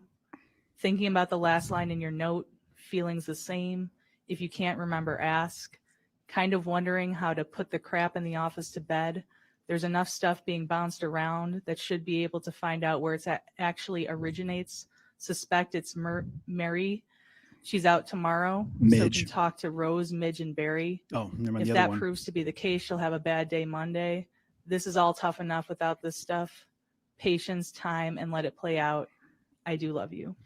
Was that accurate? Yes. Guys, remember this is All a right, so text. Now I he's remember, now I sending an realize why there's so email many where he's referring acronyms. to Because sitting old school here text, drinking T9, wine. you know? So that's not something he would do at work, correct? Right. Yes. I would not He's think basically so. doing this right now. And he's with this talking text about game. thinking about He's this like, time last week. And so this would be an I email from October do 8th. And so last love week would be you. October 1st or 2nd-ish, That's correct? that love. Yes. And so that's when you were together in Appleton, right? Yes. Now, does this email also refer to there being some office gossip? Yes. And is that something you were aware of, that within his office there was gossip about you two? Yes. Ooh. Damn these chords, I tell you what. Since the beginning of time, these chords have been a nuisance. Catch that thing All on right. fire. So then looking at, now we're on the next page, or really the prior page, page 22 in the middle here. Is this your response to him? You're responding on October 9th at 6:35 a.m., correct? Yes. And again, you don't think that time is right because you don't think you would have been in work that early? Right. Yeah, John, they should be like passing a note in high school type thing. Now, I'm not going to ask you to read this whole email, but do you make a reference in See it me pregnant and to, sleeping on the do you couch, see the bro. line that says, couldn't you just see me pregnant and sleeping on the couch? What a friendly person I would be for all those months? Not. Yes. I see that. Okay. So are you talking about the possibility of a relationship with him where you had a child? I think my husband at the time and I were talking about getting pregnant. God, trying to fix their marriage through pregnancy because she's busy having an affair with this guy and knows that his marriage is garbage because he went through an engagement with her that was garbage, got married to fix the engagement, and now trying to have a baby to fix the marriage. It's just like, And then if we go to his response, October God. 9th, 1998, Yeah, burn after 9:36 reading. a.m. That should be the title for the book about their marriage or their love. Again, was I'm not going Burn to ask After you Reading. to read the whole thing out loud, Please read it out but loud. do you see it's the fourth line down where he references Barry's comments about you being in the knee hole of my desk? Good question. Do you see the, that? The Yes. knee hole. So that's more of the office gossip about Oh, you the two. Yes. Well, they probably heard you guys banging it out. Like you said that she was on your desk, all cheeks on there and getting funky, as you guys would say. All right. They all know what's going And on. then People again, aren't dumb, without having to man. read the whole email, he From appears mess to to hot mess. respond to your pregnancy comment. Towards the bottom here, he says, "Pregging on the couch, pretty picture." Yes. And then he ends with, At least he didn't say in the kitchen. "I missed you last night, and sure it will be the same tonight." And then obsession. Yes.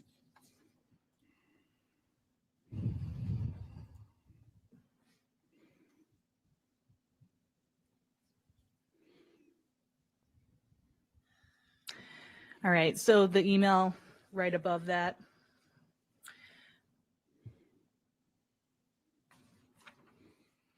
This is from Friday, October 9th, 1998, 8:14 a.m. You talk about learning anything with your charge last night. Do you see that? Yes. Okay, and then you have some more complaints about your husband. Is Yes. that accurate?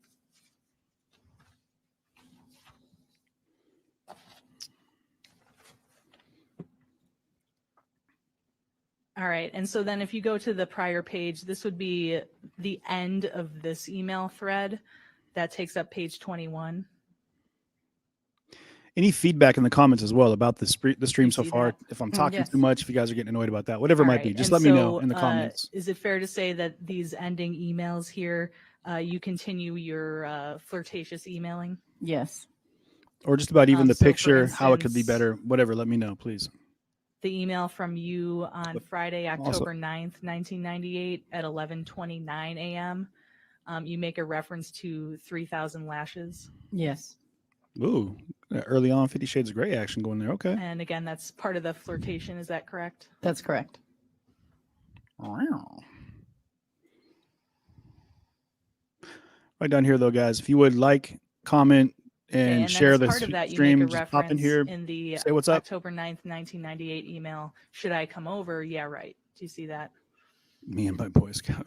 Yeah. This is from 11:34 a.m. Yes. Okay.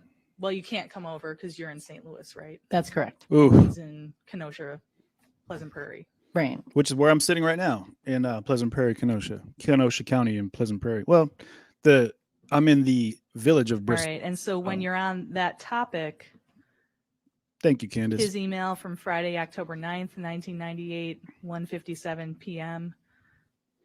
He says, "Time, patience, and figure it out. Way to cool. And I think I could warm you up." Yes. Man, so again, these are all text messages that are running on a T9. You know what I mean? They got the old school, Motorola's All right. or whatever Now, they if were you on. look at page 24, the email on that page, The Sanyo, whatever it that's was. just like a quick There's a no- checking in the email. Nokias, those were the ones, though. Those are the hits, the little hockey pucks. Yes. And I know the date's kind of hard to see. Is that October I appreciate their 11th, feedback, guys. Thank you. Yes. 98? Mm-hmm. But again, we're going to do another stream probably tonight so about other things going on with the case. Let's then go and to page 25. with the original case that are wild that I found when I was digging through old archives. And because this thing goes back to 98, mind you, she was dead in 98. He was convicted in 2008, 10 years later. And then a couple years after that, they overturned that conviction because of the evidence. And then a couple years after that, they reinstated the evidence, which reinstated the conviction. And now a handful of years after that, now they're retrying the original case without the evidence. So it's just this crazy spiderweb of evidentiary findings. So do you and recognize this admissible email from hearsay and Friday, October nuts. 9th, 1998, 8:14 a.m.? Yes. This is the same email that we had previously talked about. So did you learn anything with your charts last night? Correct. Yes. Mind But you, he has a new reply above that. Do you see that? Yes. this whole And time, this is from October 11th of 1998 at 11:51 p.m. Yes. ooh, that's the jam right there, Wendy. But this whole time, he's looking up how to kill his wife. He's talking to coworkers on trips about the sites that he's looked up. He's talked about how to kill his wife or kill anybody and have it not be All right. found out. And Like, so now looking at the this is all happening at the very same time. end of This is email, this is 1 it month says, "Okay, before his 12, wife time writes to a hit the letter rack, saying, almost literally sweet dreams." So it appears that his time, 11:51 p.m. His wife writing that the would letter be saying his accurate, wife, 'cause his he's husband's making trying a to kill her. reference to 12 and Her time to go to husband. sleep. Yes. And this is 2 months before his wife is found dead. Like literally almost within a couple days of his wife being found dead. Within 2 months of his wife being found dead, evidently so so that looking he at could the have a very relationship with next this woman. page- It makes me wonder how much did she know? You know what I mean? I wonder if they're going to get into that. Like, That's did a you know he was quick planning on email killing his from wife? you to him. She might be in on that game. What time should I return home? What you see if, that? man? What if Yes. we find out? What if that breaks And in it this appears case? like this is some kind of She's email like, it draft. was my maybe? idea. Yeah. I Oof. don't know. Yeah, it does. Compose message. All right, so now I want to go to the next string of emails. So if you go to page 28. Does that begin the next string of emails? Yes. Man, everyone needs to have that person that deletes their phone information after, should they pass away. I mean, you go into my file and there's a certain someone that wouldn't be too happy to have all of our text out in the world. No, buddy, you can't go back here. Come on, you gotta back up. Sorry, my dog is trying to muscle his way into the nook area here. Okay, yeah. So they're taking a little breather while this is happening. While this is going on, God, I do look like a zombie, man. What can you do? You know what I mean? It is what it is. Maybe I can turn the brightness up on this guy. I don't know. Jeez. Working with a makeshift office setup at the moment, so maybe this will help. I don't know. Not really. Not much. 3, okay? Can we open a window in this? We can open one. It's getting dank in here. We need to open a window. So, okay, a couple things I want to talk on real fast while they're doing this little breather. First of all, thank you for being in here. Share the stream if you would. If you're able to become a subscriber, supporter, whatever you want to do via you on YouTube, Facebook, Twitch, whatever it might be, set up notifications. If you have them already set up, try turning them off, turning them back on, but make sure to turn them back on because the new meta on Facebook kind of messed some things up. Yeah, so I really want you to make sure you keep up with this. This is a crazy case, mind you. So one of the things I'm going to pull up here, I'm going to go ahead and stop this screen, but I'm going to give you guys a look at what is kind of like one little snippet of a portfolio that I'm putting together for you. And this is going to be the antifreeze murderer, the Mark Jensen files. In those files is the letter from Julie Jensen, which isn't being okay. So if you haven't been following, I'm going to go ahead and coach you in on this real fast. So I think I've got the letter in slide form here, but it's going to come in sideways. I think. Is it going to show up sideways? It is. All right. So we're going to remove that. I'll show it to you guys over here. So this is the letter that Julie Jensen wrote. I'm going to give you a quick read through. Mind you, the dates that we're on right now, they're talking about this relationship that he's having with Kelly here, who he ends up marrying later, who is cheating on her husband. He's cheating on his wife. So they're smashing cheeks at the office, getting freaky, funky, as they say. There's a documentary, Dave. Get out of here. But yeah, any of the mods would put up any of the notification stuff that people need to know how to find me and find us and get on board. So let me go ahead and show you guys this. So this, I'm just going to do a screen share here so you can kind of see everything that I'm looking at. And boom, there we go. And God, I know. You guys are going to see all of my juicy details here. So let's do this. Boom. So this is part of it. So this is the letter. All right. So in the letter here, let's zoom in if we can here. So this is, hopefully you guys can read it. I'm going to read through it real quick. This letter is from his wife to Pleasant Prairie Police Department, Ron Cosman, or Detective Rattenberg. Now, she gave this. I'm going to check it out, Dave. Thank you. Let me make sure to save that comment there. Boom. You guys need to check out the documentary. Apparently, there's a documentary on this, so it'll definitely get you more into the case. But maybe we'll do a viewing party of the documentary this evening on Netflix. So stay tuned for that. Mods, please remind me about that. So this letter reads, and this letter was dated, I believe she wrote this in November, right? November 21st at 1998. So these are October, these text messages that they're going through with Kelly, right? So this is just a month before this letter is written. It says, I took this picture and I'm writing this on Saturday, the 21st of November of 1998 at 7 a.m. This list was in my husband's business daily planner. And we went over this the other day where they showed the list of different things he was talking about. Amongst that, a lot of it was penis talk, a lot of penis talk apparently. And just to kind of scroll through it, not meant for me to see. I don't know what it means, but if anything happens to me, he would be my first suspect. Our relationship has deteriorated to the polite, superficial. I know he's never forgiven me for the brief affair I had with that creep 7 years ago, mind you. So his wife, 7 years before this, back in 91, had an affair with some guy from her office. She said it was purely sexual for one weekend, and then she never talked to him again and quit her job, apparently. You know, they say that, you know, cheating's not something that just happens once. If you're going to cheat, you're going to keep cheating. You know what I mean? That's just the thing. The one you get caught for, right? Like criminal charges. You didn't just break the law once. 99% of the time, it's just the one time you got caught. So, but she's saying he never forgave her. Mark lives for, let me see. Mark lives for work and the kids. He's an avid surfer of the internet. Okay. But obviously he lives for work because that's where he's getting all of his play. Anyway, I do not smoke or drink. My mother was an alcoholic, so I limit my drinking to 1 or 2 a week, which her brother corroborated that story and said, no, she's not a drinker. Our mother was an alcoholic. But then she says, I limit my drinking to 1 or 2 a week. Mark wants me to drink more. And that came in later because her next door neighbor said that he would see Mark chasing her around with a glass of wine, being like, no, finish your wine, drink your wine, drink your wine, drink your wine. And she was saying that Mark was always trying to force her to drink, which is because he was introducing elements of antifreeze to the drinks or enough to get her drunk so that she'd pass out, whatever it might have been, but keeping her sedated. Mark wants me to drink more with him in the evenings. I don't. I would never take my life. It's a quick jump. I don't. I would never take my life because of my kids. They are everything to me. I regularly take Tylenol and multivitamins, occasionally take over-the-counter stuff for colds, Zantac, or Imodium, which I would imagine she's probably taking a lot of at the time because I can't think that crystallizing your innards and antifreeze is doing much to help you feel very good at all. So have one prescription for migraine tablets, which Mark used more than I pray I'm wrong. Plus nothing happens, ... But I am suspicious of Mark's suspicious. I have Mark being suspicious behaviors, plus fear for my early demise.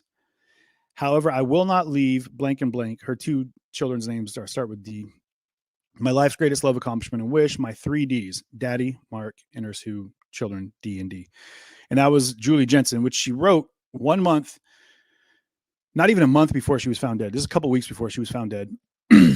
And just a month after Mark is these texts. And I'm sure that these are the early part of the text. I'm sure they're going to keep going with these texts that are going on with Kelly. Now, the back over here we go. So that's the letter. Okay. And this is kind of the ticker tape, if you will, of how the case has kind of gone on, right? So Julie Jensen is found dead in 98. Okay. So now these are the original court documents, the complaints to the court, if you will. This is in 2021, okay. So yeah, in 2021, back when they, and I'll let you read through them all. John says a person drives approximately 300 times to receive a DUI. So yeah, that'll go through. Okay. So let's go back up into here. Boom. Into the list. So this one is in, let me see here. That's the end of the document. And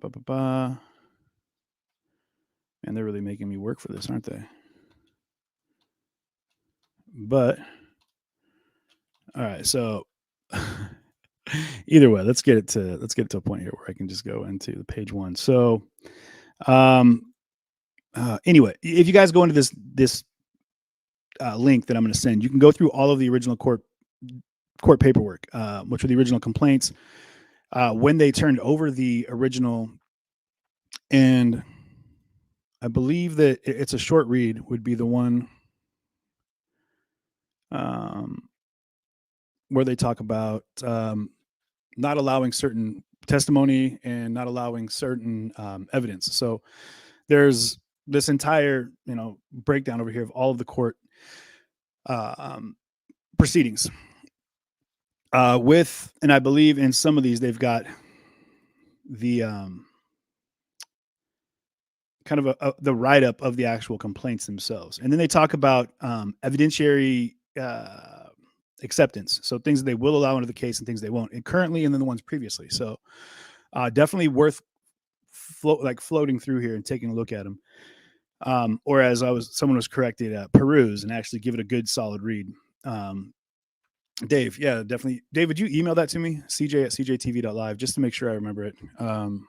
Use Control F. Yeah, thank you. I appreciate it. Yeah. But if you got what's interesting here, let's Control F this real fast. It'll make you laugh. Maybe it won't, but it made me kind of giggle because I looked up affair at one point in here, right? But because we talked about it so much, the word penis comes up 12 times in one of these, which is ridiculous. It just keeps going. And this is where he was leaving photos. Now, you guys, the crazy part about this is that Mark, which is wild. And in here, we also have this, which is, this will trip you out. So this was the, and I'm doing a screen share here. It's probably not going to pull up right away, but the, this is off of JVC, right? So I think they're watching this off of like a VHS. This video here that I have in the file is the original walkthrough of the Jensen home when the report came in that Julie Jensen was dead. And they find her. Now, the reports say that she was killed in the garage, right? But the reports find her in her bed. And this video is actually... Prairie Police Department. With me is Sergeant Hunter of Pleasant Prairie Police Department and Sergeant Riley of the Pleasant Prairie Police Department. We are here at the Jensen home, located at 9020 First Avenue. I've been here in the hallway, showing outside. As you can see, the security officers are there. That is Officer Pelkey. Painted around, we painted on the living quarters with Sergeant Riley and Sergeant Hunter. We will call this afternoon for a death investigation. Now going down the hallway to the room. I'm going to pause it right there, you guys, because on the right there is the Jensen's room, right? This is Julie and Mark Jensen's room on the right, which is where they find her body, which is in this video. They don't, there's nothing blurred out. This is the original. This is in the original court case where they found Mark guilty of murder. So I'll put the link up so you guys can go in here and go through this all on your own. It's wild. I don't know what all they include in the documentary, but this is just stuff that I went through. I was watching testimonies of the witnesses from the original trial, and it's wild. So those three things are in there right now. I've got a kind of a dossier, if you will, of other things that I'll be pulling up and putting into the into this link, right? So it's just in a google.com. It took me a while to get this all put, just getting this into a spot where I can get it all together. But just interesting things that I feel came out in the case that they're really pretty shocking, man. It's pretty shocking that they have John was in Italy at the time. John Scalera, one of our viewers. It's just wild that they had so much evidence in the autopsy reports. The original medical examiner, who at the time was subbing in for the medical examiner at the time, but is the one currently that finished up the autopsy reports, and then also wrote up the original report. But there's the one that testified just the other day, I think on day one. And you can see that if you go back into the YouTube or Facebook on CJTV and the Mark Jensen antifreezekiller playlist. But you can see the testimony that he gave, and he says flat out that the cause of death was homicide. So, I mean, it's not really a big question about how she was killed. I mean, there's no reason why they would have found antifreeze in her system. Now, the defense would argue that the antifreeze was found in her system because she killed herself. I mean, that sounds pretty outlandish to me, but that would be a pretty extravagant methodology for taking one's life, And that's not how it works. You know, as one of our viewers commented that works in mental health, that's just not how that works. People that are suffering from mental health issues, they don't typically go into like an orchestrated, plot, to frame and or hem somebody else up for their death. I can't see him slither out of this. Yeah, John. So the thing is, I've talked to people that from the area here that live out here in Pleasant Prairie that knew him, that knew his family, that still know members of the family, that were personally involved with the trial, which is crazy. That this is so personal and intimate with this community, right? But what's wild, man, is you guys, not to get too much into like the therapy of it all, but if you look at a lot of this started with, obviously there were some issues, you're not a normal human being if you plan on killing somebody, like cold-blooded murder. You know what I mean? You hear about these cases where somebody, I just watched a clip yesterday or last night, whatever it was. And they were interviewing this guy on death row, and they said, well, why are you on death row? And he's like, well, for murder. And he's like, well, I killed 3 people. Oh, well, why'd you kill 3 people? He was like, well, I found these 4 people had hurt his child, had molested his child. And they were like, well, what happened? He was like, well, I threw one of them off the rooftop, shot 1, and then I guess he electrocuted the other one until he told him why they did it, and then shot him as well. But I'm saying, like, that makes sense to me in a crazy way. I get it. Yeah. Death and murder, whatever. But I mean, you hurt one of mine. And I mean, yeah, I'm going to be in the same mode, especially a child. I mean, come on. But the person that's able to cold calculate murdering their wife because they're not happy in their marriage, that's an issue with your mental health. Right. So right now, Mark Jensen is engaged in an affair. His, paramour, as we've come to find out, is their nefarious partner, is also having an affair. His wife had an affair. The guy that he worked with, that he wanted to have kidnapped or killed, was having an affair. It's just like a nonstop. Like nobody. I mean, I guess that's why so many marriages end in divorce. Maybe that's why everyone's terrified to be married. But either way,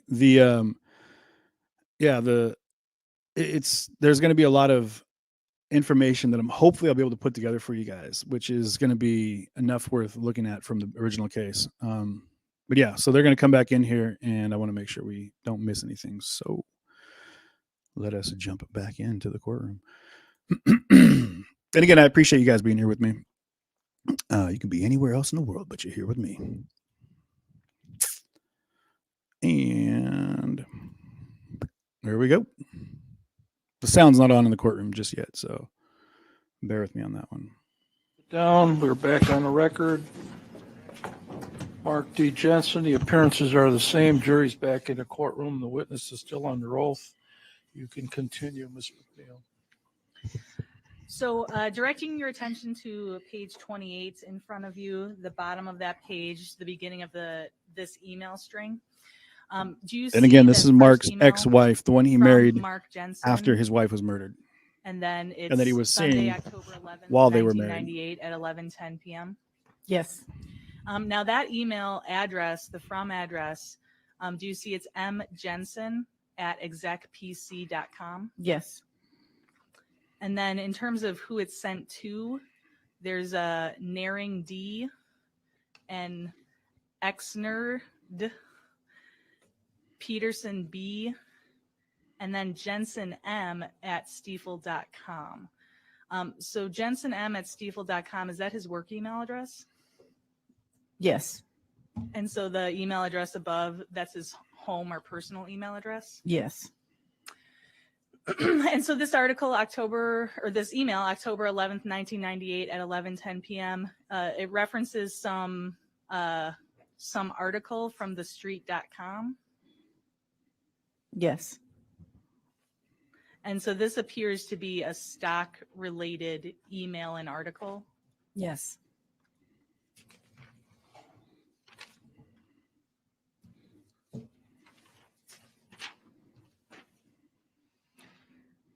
And then he also sends this email to you at your work email address, right above that. Yes. And then you comment on Dan's email address looking like ex-nerd. Yes. But then you say that you replied back to your home address. Do you see that? Yes. Okay, so that would be the mjensen@execpc. Yes.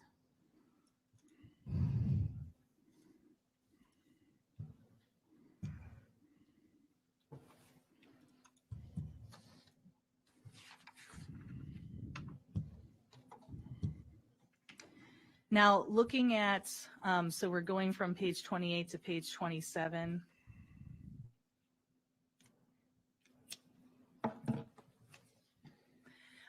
Did these emails on page 27 between yourself and the defendant, does that continue the flirtatious emails? Yes.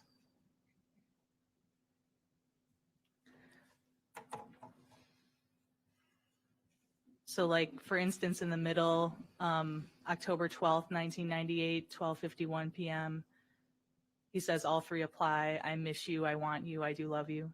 Yes.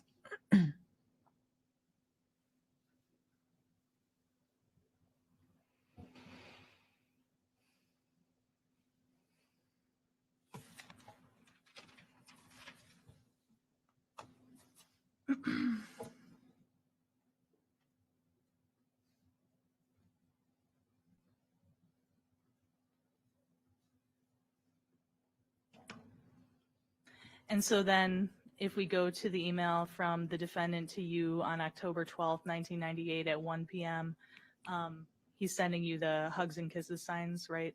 Yes. And then he refers to, that's what I meant about the computer. Would be nice, but it sucks at the same time, being there and not being there. Do you see that? Yes. Okay, and is that a reference to both of you being physically apart? Yes.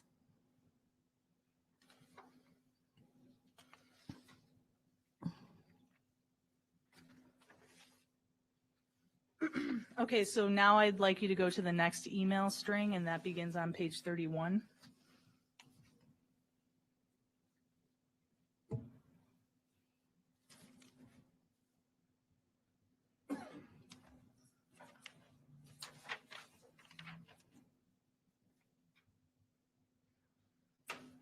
All right, so this email from yourself to the defendant, October 12th, 1998, 11:56 a.m. Subject, Chicago. Oakbrook will move on 10/23 and open for business 10/26. Okay, so what is that referring to? It looks like another branch that's opening. All right, and was that, at the time, was that good news for you and the defendant? Yes. Because you'd be able to meet up that weekend? Correct. Yes. So the weekend that is upcoming then for the meetup is 10/23, and then the Monday is 10/26, is that Yes. correct? Yes.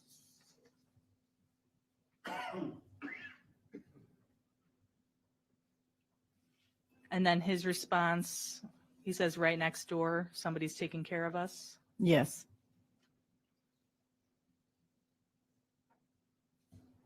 So you see it continues, us, ideas, yeah, a lot of ideas. Yes.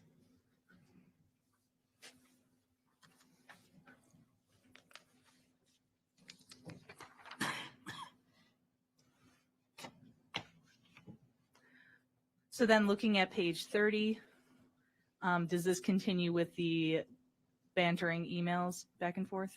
Yes. Okay, so once again, he's referring to 3,000 lashes. Think about it. Yes.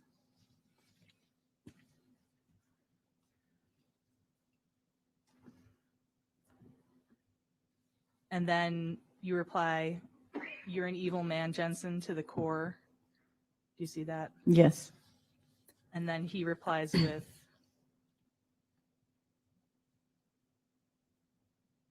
okay, 6,000. Do you see that? Yes. Okay, and then you talk about what you're going to wear right above that. Yes.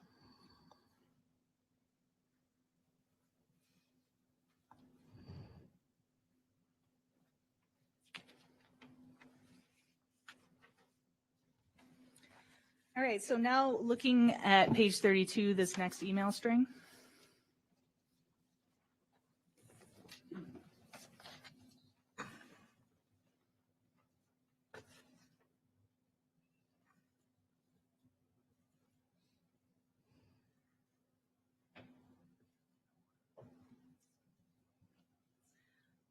So the subject of these emails involves Patagonia.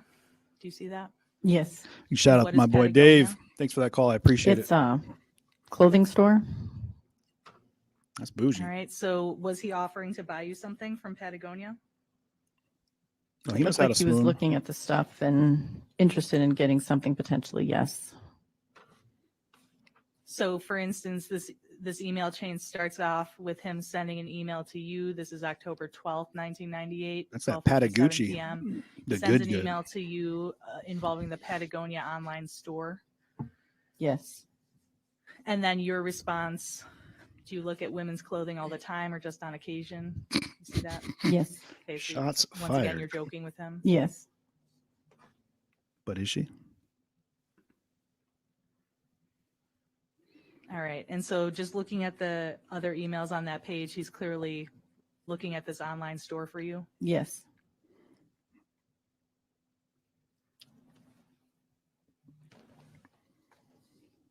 And I really want to play that penis clip again from Superbad. That was had me laughing. He looks like a blend, man. Mark Jensen looks like a blend of Stephen King Now and the Jeffrey next Dahmer, email like string, morphed into that one. begins on page 37. But again, please share the stream if you would. And I'm going to try to give us the best view possible of what they're showing. So I want to make sure that you can see everything okay.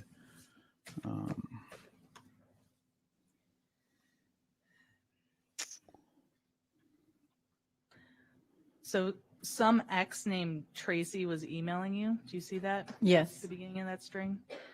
And then were you complaining about it to the defendant? Yes.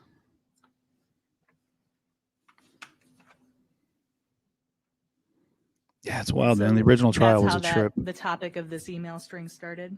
Yes. All right, so now I want you to look on page 36.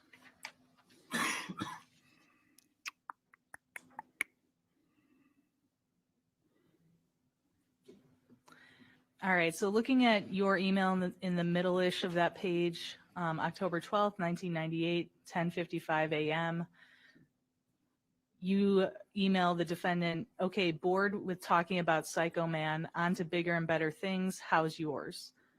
Okay, do you know what you were referring to in that email? Bite your tongue, Witch It at was 12. just a reference to changing the subject, and how's yours was a way to say, how's your day?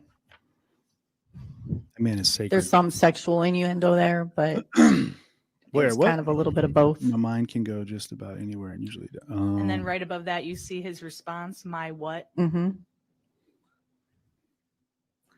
And then I right used to write above that that, same you thing. respond Hey, to you. him, It's me. just testing to see what your answer would be. Nothing in particular, but my mind can go just about anywhere and usually does. Is that accurate? Yes. Wow. Kevin And then his Bacon. response to you, October 12th, 1998, 1:15 p.m. Wasn't sure if you meant that or my psycho woman. It's lonely and neglected. Nothing you can't fix. So is he continuing on with the sexual innuendo? Yes.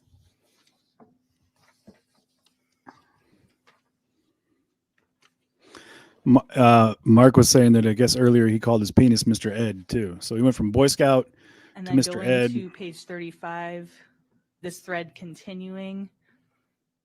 Obviously, there wasn't a Boy Do you Scout see in the issue. middle of that page, There wasn't a Boy Scout issue. October 12th, 1998, 1:32 p.m. Is he talking about a sexual encounter with his wife in these emails? Yes. Does she always And walk so it funny actually after you're done starts with a her? little bit below there. Obviously, there wasn't a problem with Boy Scout. What did And you do then to her to once get her again, to he's walk referring funny? to his penis when he says there wasn't a Boy Scout issue. Yes. All right, so Okay. he's describing this sexual At least encounter she with knows his wife she's to been you. done. Maybe she's me. I never realized that. Yes. When I've done usually, but it certainly doesn't put me out of commission, at least not after the first couple of hours. Maybe it's just me, but I've never realized that was so hard on women. All right. So moving on to page 38, Hey, come on, man. We're getting into that. That's getting good. just a short email you to him. Mm-hmm. What time should I return home? Do you see that? Yes. Man. Hey, Wilbur.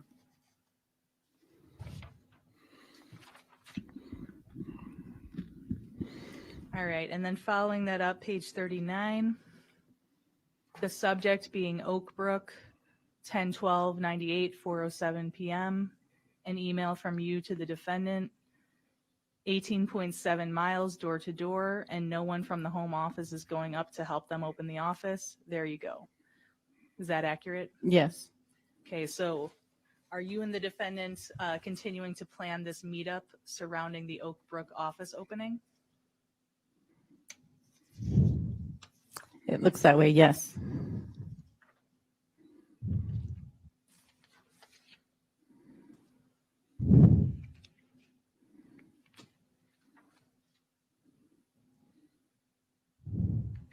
All right, so now directing your attention to the next email string beginning on page 41.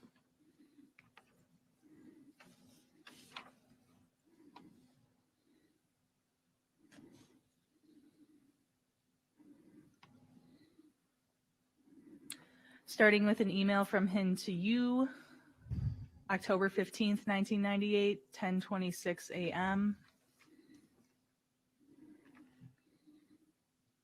And then do you see your reply right above that? Yes. Okay, so in your reply, I'm not going to have you read the whole thing, but in your reply, you see the word watching TV there, Yes. and you say thinking about computers and boyfriends. Yes. Okay, are you referencing how you communicate with the defendant? Yes.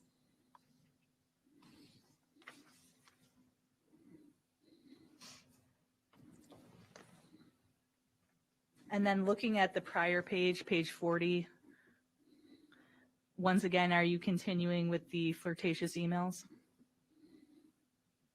Yes.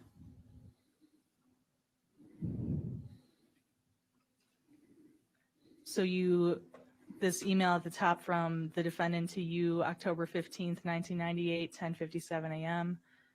I do love you. Do you see that? At the top of 40? The second email from the top. Yes. And then your response, I do love you too, always. Yes.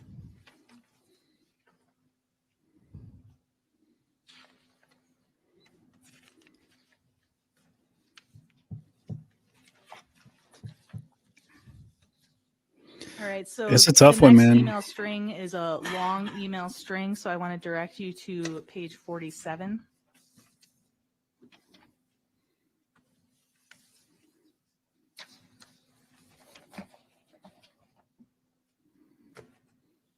I guess in the original case, Judge Schroeder admonished Kelly about perjury. I guess she was given a lot of inconsistencies about with her testimony, and in the original trial, excuse me, and All right, he had to let her so know. if you see this email string, does it start off with some quotes that had been sent, like a kind of like a chain email? Right now, they're Yes. talking about their emails decide depicting All right, so Sexual right above that fantasies. on page 47, possibly going on a cruise. it becomes just you communicating with the defendant, correct? Yes. All right, and so then on Friday, October 16th, 1998 at 9:21 a.m., he emails you, hey, want to run off somewhere? I do love you. Yes. All right, and how do you reply to that email? What sparked this bold attempt at messing with me? Sounds wonderful. Where should we go?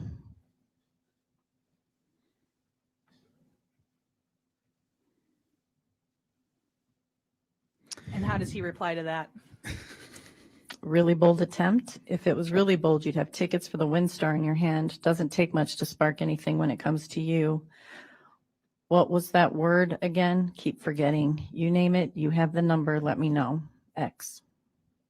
All right, so do you know what he's referring to, tickets for the WinStar? They were talking about going on a WinStar I think cruise. we had discussed that there was this cruise on the WinStar. It was a ship.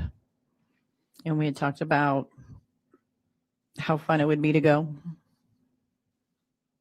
So this is a cruise. Yes. Okay, and so then at the top of that page, what is your response to him?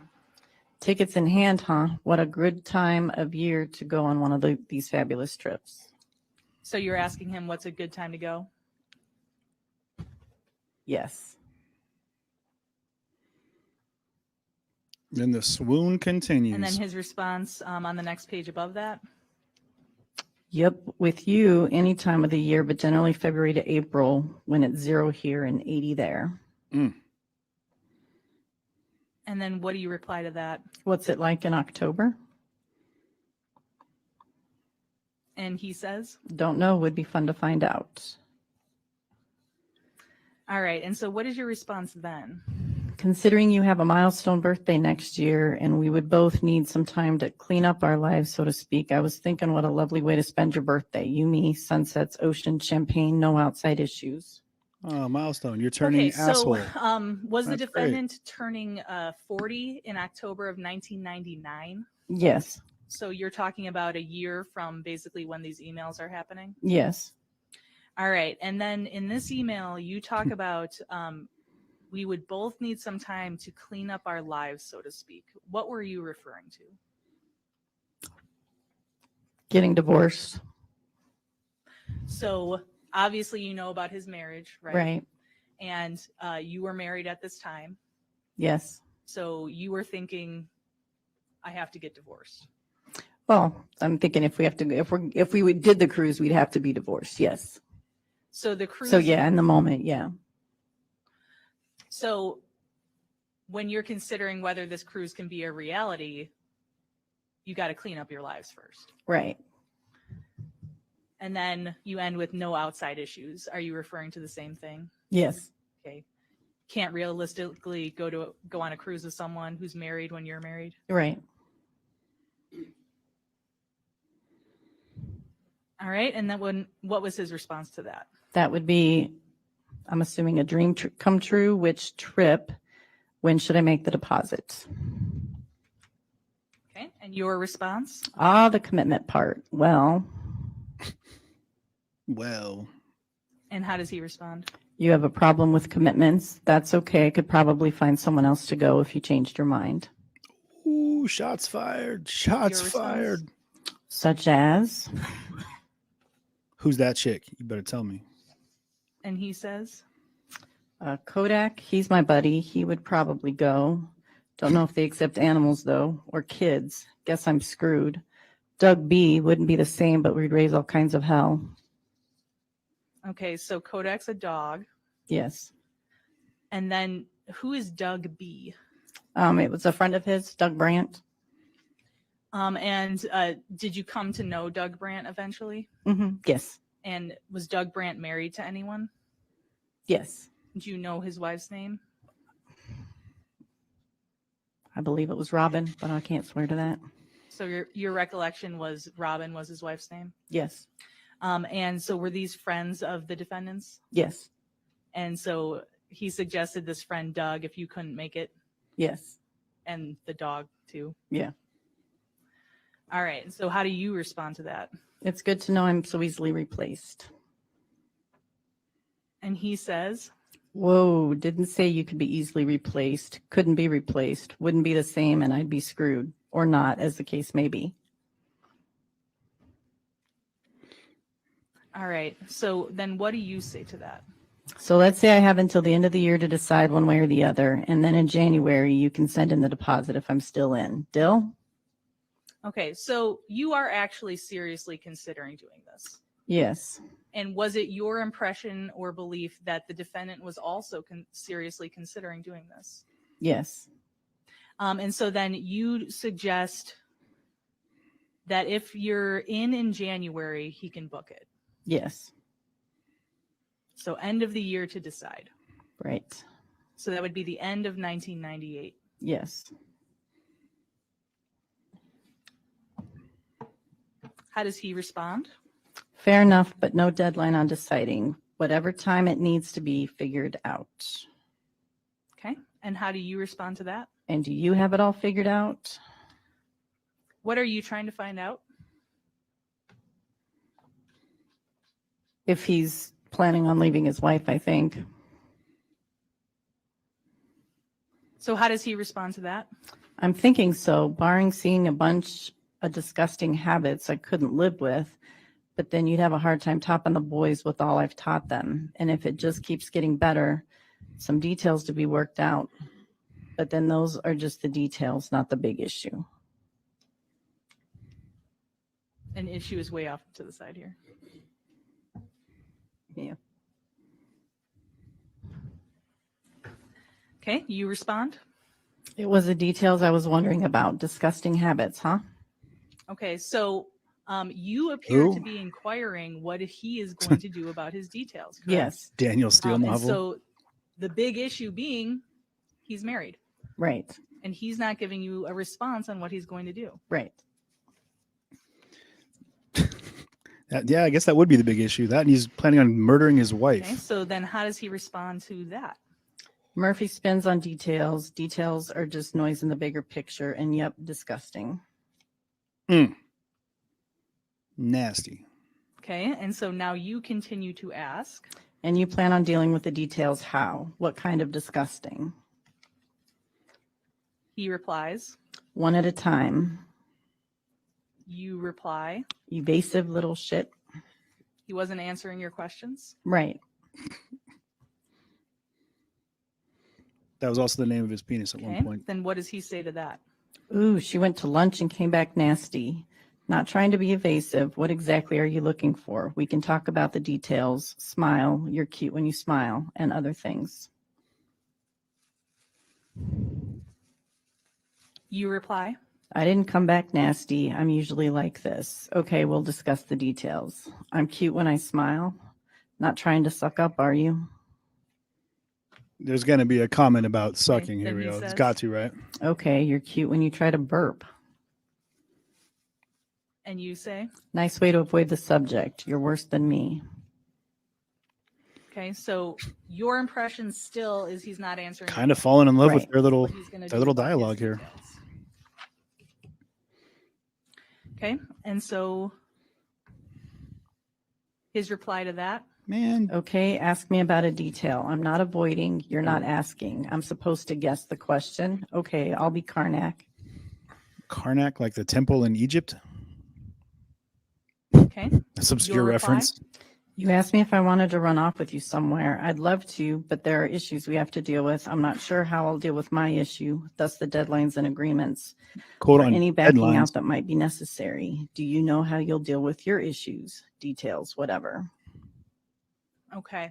And so at this point Ooh. in time, I think she was involved in the mid-October murder. of 1998, you were not yet sure that you wanted to divorce your husband. Cute Right. little banter is right, Jenny Okay, Lynn. and so that's why you don't want to make a firm commitment at this time. Right, And you set a deadline for yourself and for the defendant of the end of the year. right. Okay, and so what is his reply? What is Are his deadlines and agreement necessary? Not trying to pin anything down, and I got my ticket punched. Had that conversation, heard the answers. We're just hanging out for lack of one of us making a decision. Just need to decide what to do or make an announcement. deadlines? Trying to pin What did anything you down, got understand my him to be ticket saying punched. there? That's all reference to him murdering his wife. He held her It sounded down, like he had talked to his wife, suffocated her. and Punchline, check in, punch by him out. getting his ticket punched, that Ooh. she probably said she wasn't in love with him anymore, and that they were just Oh. staying together for convenience at this point. She was in on it, dude. She had to be. So you believe he's talking about his relationship with his wife. Yes. Mind you, this is his ex. This is Mark Jensen's ex-wife, Julie, who he Okay, married then after your he murdered his response? wife. Okay. Deadlines and agreements are necessary because I don't want to let you down. Also, mind His you, when she response? announced who she Why? was, she said Kelly Jensen. I mean Your Brooks. response? Oof. I do Sure, love her you. current husband loves that one. His response? I do love you Oh. too. Dude, her husband is probably Your hating response? this. I Right? know. Thank you. And then finally his response? Don't forget. God, dude, I can't imagine what her husband right now is going through. He's just like, oh, I mean, I had an idea, but damn, Now moving up to the next page. really? Really? See, I've been Your feeling response? sick lately. Never. God. His response? Let me down how? Your response? By getting our hopes up and then backing out. His response? Either way, it'll be an always thing. You have to do what's right for you. I'll just be hanging out. Do you realize that you never use the word now, even in past ease? Do you know what he's talking about there? I think we had an agreement that if I decided I was going to leave my husband, I would say now. And it would be like a code word or something. And what he told you is that it's an always thing. He'll just be hanging out, Yes. basically Aw. waiting for you to do what's right for you. Yes. Okay, so what do you say to that? What would change if I did? And I really haven't had a need for it. Now have I? Okay, and then now some joke about you putting the word now in there. Right.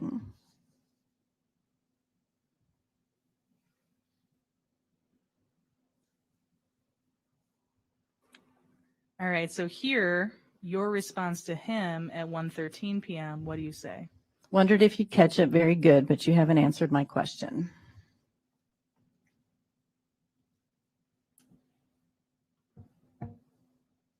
And how does he respond to that? What would change? Some things. Still respectful of messing with your deal. Rather than thinking all about the fun stuff, start planning the fun stuff. Wouldn't be letting 3, 4, 6 weeks go by. Hasn't been a problem lately, though.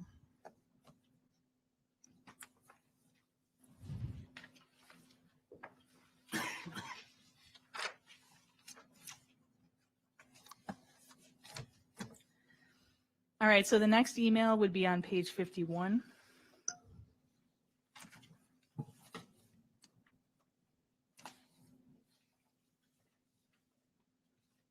And in that email from October 19th, do you see a reference to Dawn? How's Yes. Dawn?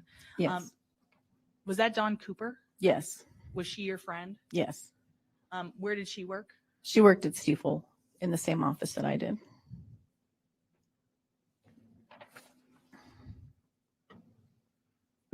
Okay, so now moving on to the next email. This would be page 52.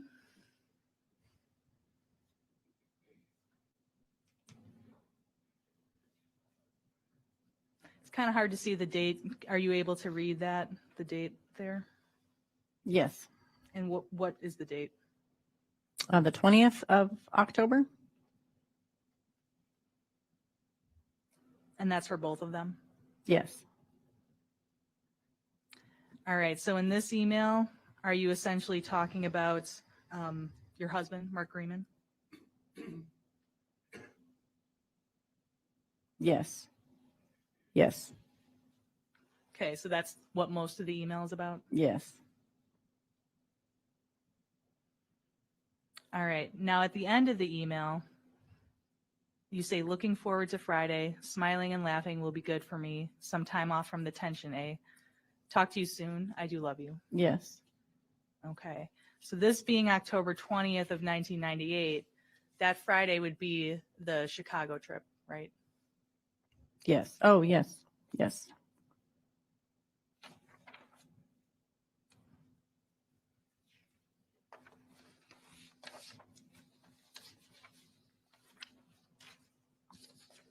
All right, so the next string of emails directing your attention to page 54.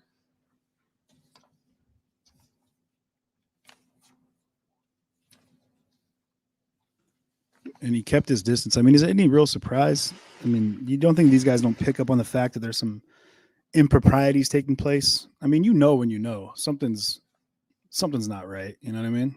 All right, so you see that email from you. This would be the 19th of October. Subject, he called. Yes. Okay. So nice as can be, he's going to Denver the 12th No, of I haven't. November. I'll look into it, Joe, which though. probably put him in a good mood. So now he's getting over being upset with me. I'm not sure where to go from here. Who were you talking about? My husband at the time. Okay, so I'm not sure where to go from here. What do you mean by that? Probably just having mixed emotions about whether I want to stay with him or leave him. Ooh, And he apparently has a it's a trip misery the 12th of situation there. November. Yeah. Kathy Yes. Bates. That'd be good. Okay. Because she does scare the hell out of me. And you see this email from the defendant to you, the reply, BC ? Just a thought. Did you smile? Is that correct? Yes. Oof. Okay. Nick. BC, Ouch. was he referring But- to Big Cedar? Yes. That's awesome. That's not a name for his penis, though. I know everything else is a name for his penis, but Big And Cedar then isn't. once again, him emailing you now Oh. October 25th, It 5:02 would kind of be a PM. good name, though, I guess. So what do you think? Is that correct? Yes. So you reply that you're thinking about it, Yes. and he replies, "Let me know. I'll see if I can get the HM cabin again. I want you." Is that correct? Yes. Do you know what the reference to HM cabin was? I'm not sure. I think it might have stood for honeymoon cabin. Oh, okay. Okay. I was hoping it'd be something, All right. One of their now little cute moving nicknames. up that page, talking about missed days opportunity. and You're right, Jenny. the timing of it, Right. and then same on the beginning of the next page. Yes.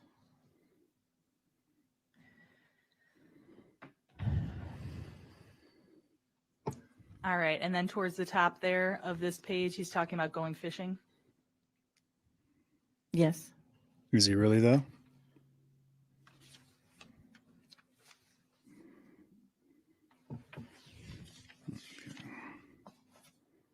All right, so I want to direct your attention to another email thread. This is beginning on page 60.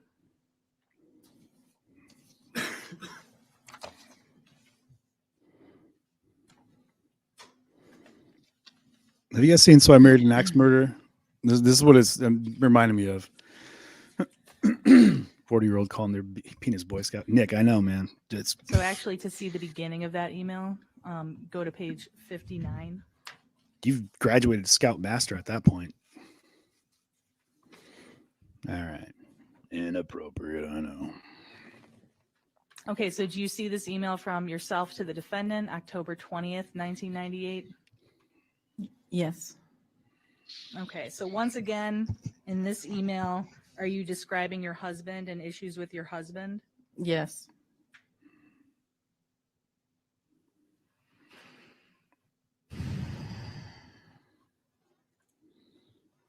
That was a drawn out. All right. Don't need that. All right, so now I want to direct your attention to the top of page 59.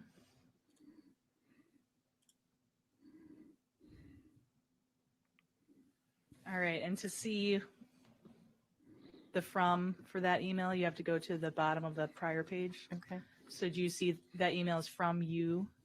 Yes. And then that's October 20th to the defendant. Yes. Okay, and you say this is special, but I was talking about seeing the light with my husband and myself. Do you see Yes. that? Okay, so at this time period, did you continue to be conflicted about whether to remain with your husband or not? Yes.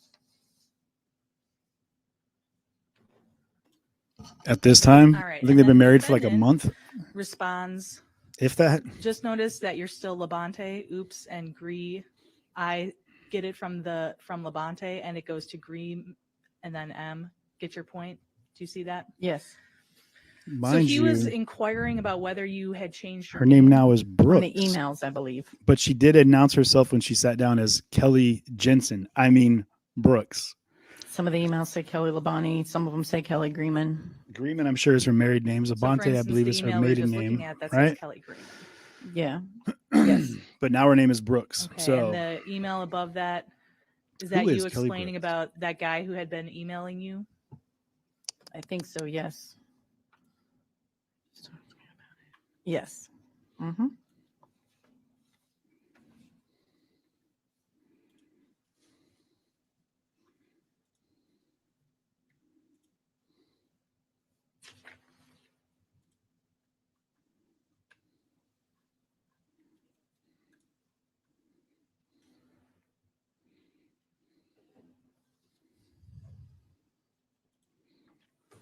Now, at the very end of that email, you make some reference to moving to a new town or getting another job. Do you see that? Yes.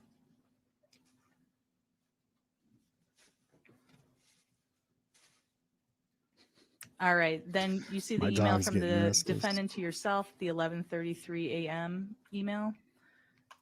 2 ideas, smaller Midwestern towns, and they don't include Denver. Yes. You say, how about Joplin, Missouri? Yes. He says, sounds like been there murder at 4 country. a.m. Not much there. Nope. 4 a.m., man. What do you got Yes. going in Joplin, Missouri at 4 You a.m.? say Springfield, Illinois. Burying a body. Yes. That's the only thing you're doing there. He says, nope. How about Ken/RAC? You see They that? put their emphasis Yes. on certain things. What did Nope. you mean by that? Instead of, no. Kenosha Racine. You say never heard of it. Yes. Man, everyone's He heard of says, it. C, no one would ever find you. Yes. Said the killer. No one will ever find you. Your reply, Ever. good point. Hope you could, though. Yes. Well, he's got a map of the bodies. I'm just saying. Then he says, wouldn't be a problem, even in the dark. Yes. Because I plant cherry trees on top of all my victims. They blossom beautiful in the spring, and I just follow the blooming buds. Don't call me Brooks. Yeah. Jeez. All right, so then going to the next email Contributions thread. and support. You guys, stars on Facebook, definitely those mean a lot and they help out. Thank you for sharing the stream and This would for begin on page contributions via 62. Cash App, PayPal, Venmo to help me keep the lights on, keep the internet rolling. And stars on Facebook, guys. I really appreciate that. Those all add up. Super chats and super stickers on YouTube. Thank you very much for those as well, you guys. If you appreciate what I do, show some support. Maybe become a supporter on Facebook or on YouTube. It's a couple bucks a month, but for All the right, amount of so time for you this get out of email, this, Tuesday, I think it more than October pays for 20th, itself. So 1998, I really 9:42 appreciate it. a.m. The subject you see is short blue cocktail dresses. Mm, that yes. correct? Yes. All right, and so you are suggesting to the defendant about bringing a short blue cocktail dress? I don't know if that's what we're talking about. I don't know exactly what the headline's about. But in terms of the text of that first email, you say, maybe I'll bring the green one too, and you can decide which I should wear. Possibly, yes.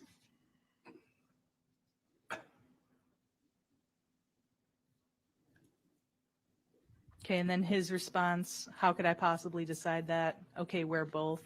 Would the green one be the one that he said makes you look like a working girl? Is that correct? Yes. which one makes you look like a Okay. hooker? So That's the again, one. this being October 20th of 1998, you're planning your meetup with him in Chicago, right? Yes. Okay, so this email thread, starting Nick said looking she's at a page little slut. 62 and then going into page 61, this is you talking about what you're going to bring to wear, right? Yes. And then more of the flirtatious banter between Yes. both of you. Yes. Okay, leading up to the weekend. Yes.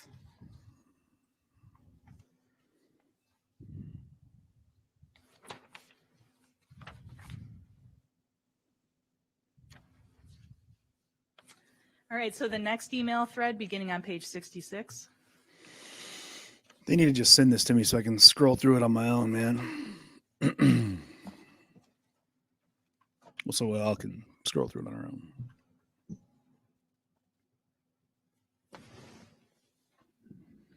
All right, so now if we look at this email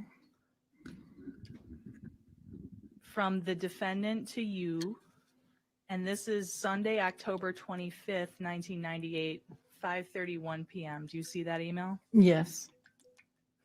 Okay. So now if you're thinking about the timeline of things, this would be the end of the weekend that you were in Chicago together, correct? Right. Yes. Okay, so the email reads, so I have this question. Remember, don't tell me what I want. So what do you really think? Do you see that? Is that correct? Yes. Yes. Okay, and then your response? What do I think about what? Okay, and what does he say in response to that? Remember what don't tell me was in relation to? Just wondering if you had given that any more thought, if it would be an issue, if you'd be okay with it, if whatever. that I'd toss it up in the air and see what came back down. Wasn't that the crush conversation in Columbus? That was at a time when I wasn't at this point with this. Okay. Now, to see the to from part, you got to go to the previous page. But the next email is from you, now under the name Kelly Greeman, Mm-hmm. to the defendant. Her married name. And then what do you say in your reply? I think it would be a piece of cake and a joy taking on all three of you. Okay, so what is this email thread about? Good question. In a previous phone conversation, there had been a comment made about how I wouldn't want to be with somebody with two kids. And I said, don't tell me what I would or wouldn't want, something to that effect. And so this is the follow-up to that conversation. Yes. And based on your response, you were Not telling what I him was that you'd be expecting. receptive to that. It would be a Yes. piece of cake and a joy. Yes.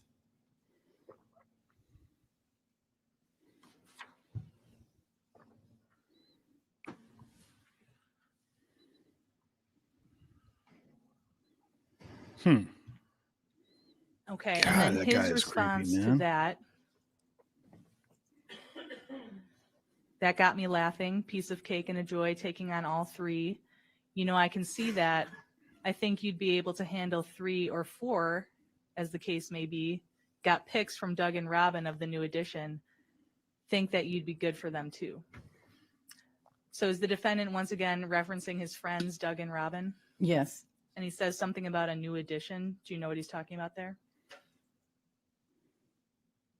The band New Edition, obviously. Not specifically. They may have just had their baby. Okay, and you know that they did have a baby? Yes. And was it around this general time period, if you know? I can't remember if it was right around then or if it was earlier. So then looking at your response above, Then yes, it must have been the baby. okay, so Okay. you say don't want to take on Doug, Robin, and the baby too, though. Right. Okay, so that would be Doug and Robin's baby. Yes.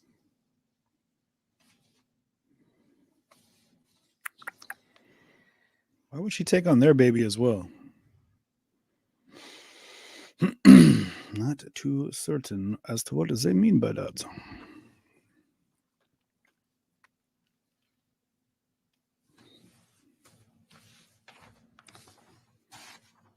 Now, a little bit further up in this email chain, you have an email to the defendant on October 26, 1998, 10:33 a.m. So you're kind of talking about yourself not feeling really well, feeling funky today? Yeah. All right. And then in this email, you reference yesterday was weird with Mark. Yes. Okay. So once again, you're talking to the defendant about the person who is your current husband, Mark Greeman. Yes.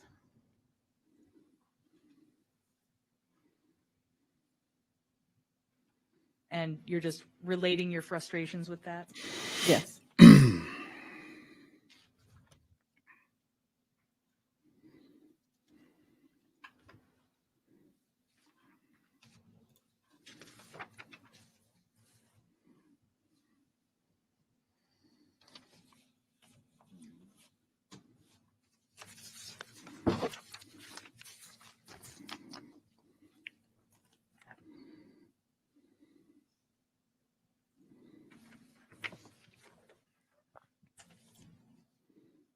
Okay, so then if you just look at through the rest of this email chain, are you just continuing to talk to the defendant about the issues with your husband? Yes.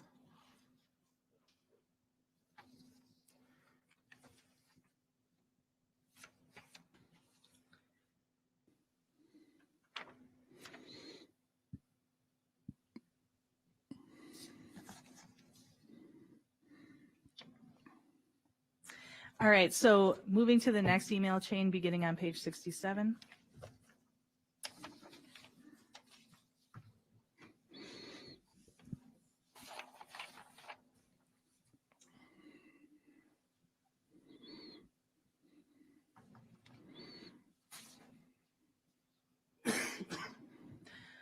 So you see these lower emails on this page 67. They're the repeats of the prior emails about don't tell me what to do. You see that? Yes. So that's about taking on him and the kids essentially. Right. Okay, so this top email, October 26, 1998, 11:11 p.m. What does he tell you in this top email?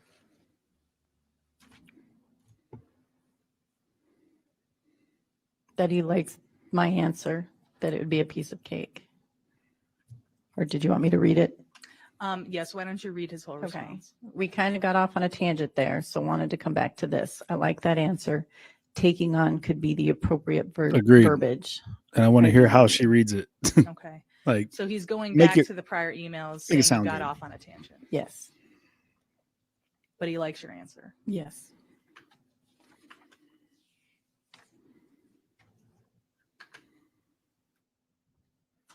All right, now looking at the next email chain, page 69.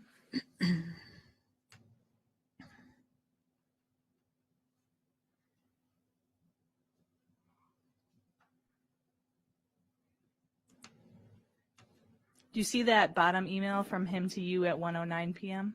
Yes. All right, so he references sending you some money for the phone. What is that? What is he talking about there? Yes. He was talking about sending me money for the phone. Okay, and so that's what you testified to earlier, that the cell phone bill was Yes. getting high? Yes. So back in 1998, It was a per minute charge. you had to buy those minutes, baby. So if you talked more on the phone, you were getting charged more. Yes. And for you, because you talked to him so much, the bills were getting big. Yes. Wink. So to speak. All right, and so your response to that is basically you're too good sometimes? Yes. All right, and then his reply, Because he's helping pay for the affair. Oh, that's real sweet of him. It's like paying we child didn't support, buddy. guess it's my deal with this, like opening a door for a GF, how and why. I was just sitting there, and there she was, and the more I talked to her, the better it got. Is Then I that saw correct? her Yes. face. All right, what is GF? Girlfriend?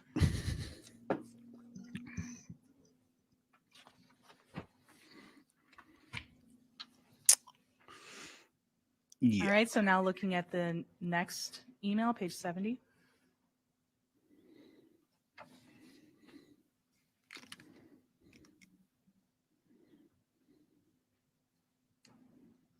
All right, so he's asking you once again about your email changing. Well, this says, do you get things in the mail that are addressed? Oh, okay, so you think it's the actual mail? Yeah. And then your response is, yes, it's very weird, but getting used to it, Yes. the name change. And his response is, does Labonte still work? I'll change the name. Do you see that? Yes. And then your response is for what? Mail, yes. Email, no. Anything else? Is that correct? Yes.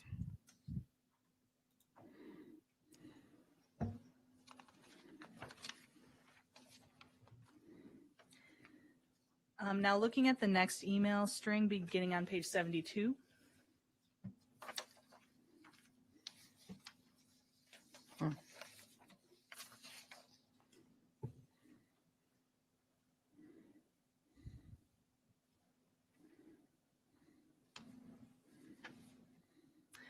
All right, so looking at these emails, is this a continuation of the online shopping at Patagonia?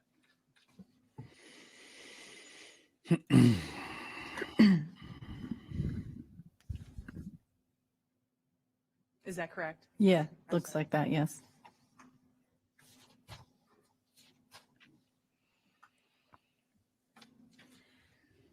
All right, and so then along those lines on that topic, the defendant says to you on October 26, 1998 at 12:22 p.m., understand, I know, but hey, I'm having fun, no strings. Well, maybe just one for whoever, and that would only be being there. Think I could warm you up. Remember I said I'd give you anything. If you can't try to spoil your GF a little, what the hell? I do love you. Yes. And so once again, he refers to you as his girlfriend. Yes.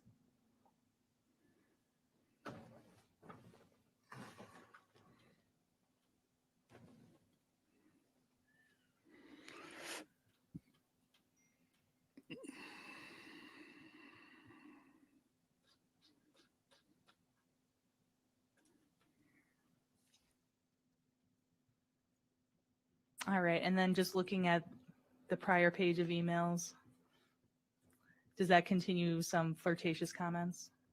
Yes.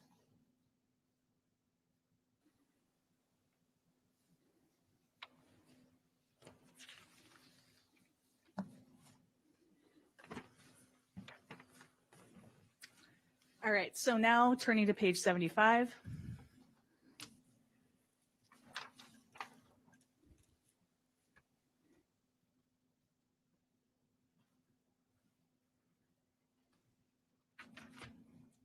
So once again, we're on the Patagonia emails. Do you see that? Yes. And it appears this email from you to the defendant, 10/26/98, 12:07 p.m. You're essentially picking out an item, Yes.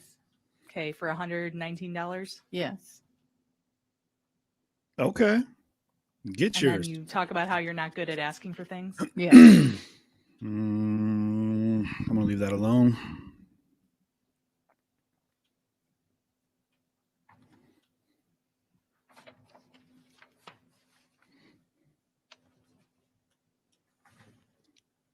Okay, and then the next email on page 76, just quickly, it looks like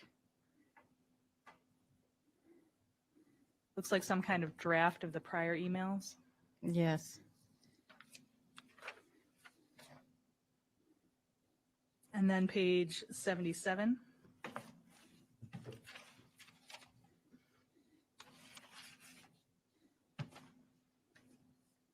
Okay, so this email, this is from October 27th of 1998, 11:32 a.m. From you to the defendant. Do you see in this email how you make a reference to finally getting the details taken care of for blueprint and BM meeting? Yes. Okay, so this blueprint, you're talking about the conference that's going to occur? Yes. And given that this was October 27th, this conference is in a week or so. Yes. Now, what was your role for the Blueprint conference? I was a coordinator or liaison with the hotel to make sure the meeting rooms, everything was working and just making sure it ran smoothly. And so you lived in St. Louis and this conference was in St. Louis, right? Yes. But would you be staying at the hotel? Yes. Okay, because of your role making sure everything runs smoothly? Yes. Okay, so now looking at the next page, page 78.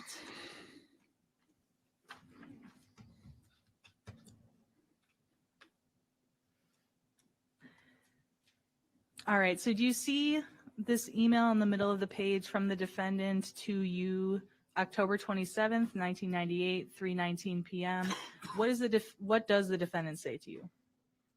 Family, or at least David. Yep. Real good is great. There is no real perfect, and real good can be real easy, or at least that's what I remember. And then how do you respond to him above that? I said, have you talked to her about it yet? Or are you just going to bang her over the head, drag her out to the car and tell her she's going to have a good time? Remember the caveman days? All right, and do you know what this is in reference to? Yeah, do I tell. think it was when he was going to take his family on like a little trip, maybe a weekend getaway. And I don't think she wanted to go, but he was going to try to get her to go. All right, so that's what he was telling you about what was going on? I think so. And to be clear, you've never talked to Julie Jensen? No. All right, finally, the last email string. Finally. I think we're all getting into these actually. So this will begin on page 80.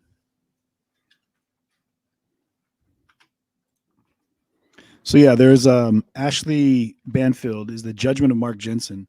It's a 44-minute small doc on court TV that might be worth looking at. So this is an email from yourself to the defendant, October 27th, 1998, 10:16 a.m. And I'm going to ask you to read the entirety of this email. He said he was up all night frustrated and mad because I've shut myself off from him these last 3 or so weeks. He asked me if there was someone else, if I still wanted to be married, and what was going on with me. At 5:30 a.m. in half a voice, I was hardly in any shape to battle with him, but I did realize I need to give this a fair shot or get the hell out. I've decided to give it a fair shot first. A 6-year relationship that I have fought tooth and nail for and a 1-month marriage deserves at least one bold effort. Anyway, I would very much like your support on this. Your friendship means so much to me, maybe too much for the sake of my marriage. Obviously, BC is out for now. Maybe someday when the cards are working for us, we can do that together. 1, I don't feel right about going right now. And 2, I have a lot to do, and those few days to myself would be a great help. I know things have been funky, but he did notice that I've been funky too and suspected one of the issues. For my own peace of mind, I need to focus on the positives of this marriage and see what happens. So let me know your thoughts on this, please. I do love you always, really. His thoughts are, I'll kill my wife because I'm mad at all Okay, women. so And this is part of what that were you incel telling the defendant ideology with that this maybe he email? was a part of. That And I was that's going to a focus whole on nother working bag of worms. on my marriage. And so that was your decision on October 27th. Oh, the of cross-examination. 1998. Yeah, Yes. good call, Mark or Dave. Okay. Yeah. Now in here you made some reference. Obviously, BC is out for now. Yes. Is that the reference to Big Cedar? Yes. And how your husband was going to be gone November 12th. Right. So now your plan was to not go somewhere with the defendant during that time period. Correct. So were you actually able to in any way rehabilitate your marriage? Not really. I mean, maybe for a few days, but it didn't really take. So this commitment that you are expressing in this October 27th email, it didn't last long. No, 2-3 weeks maybe. And so, I mean, we stayed together through Christmas, but it was obvious it wasn't working. by what time were you out of not living in the same home as your husband? I moved out sometime in January 99. of 99. Yes. Now, between this email and January of 99, did you continuously communicate with the defendant? Yes.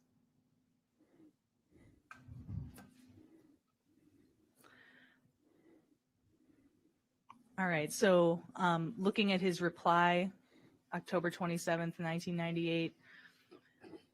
Hey, fair enough. You never did say now. My support, you've always got that, Kelly. Only concern I have is for the funky and you being okay. But not going there now. Whatever happens, I really hope that you're that happy little camper. I do love you always. Is that correct? Yes.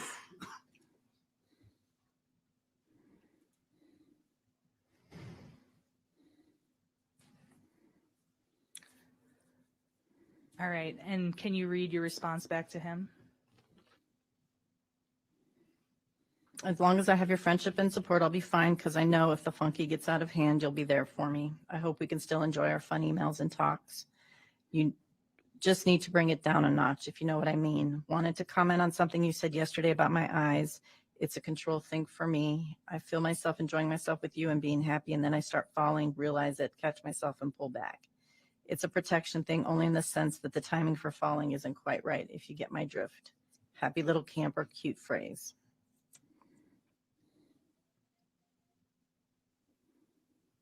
Ouch. Just shot down. All right. And then his response to you is, I'm going to go hook wow, up with you've got Midge. the friends and support thing. I'll be there one way or another.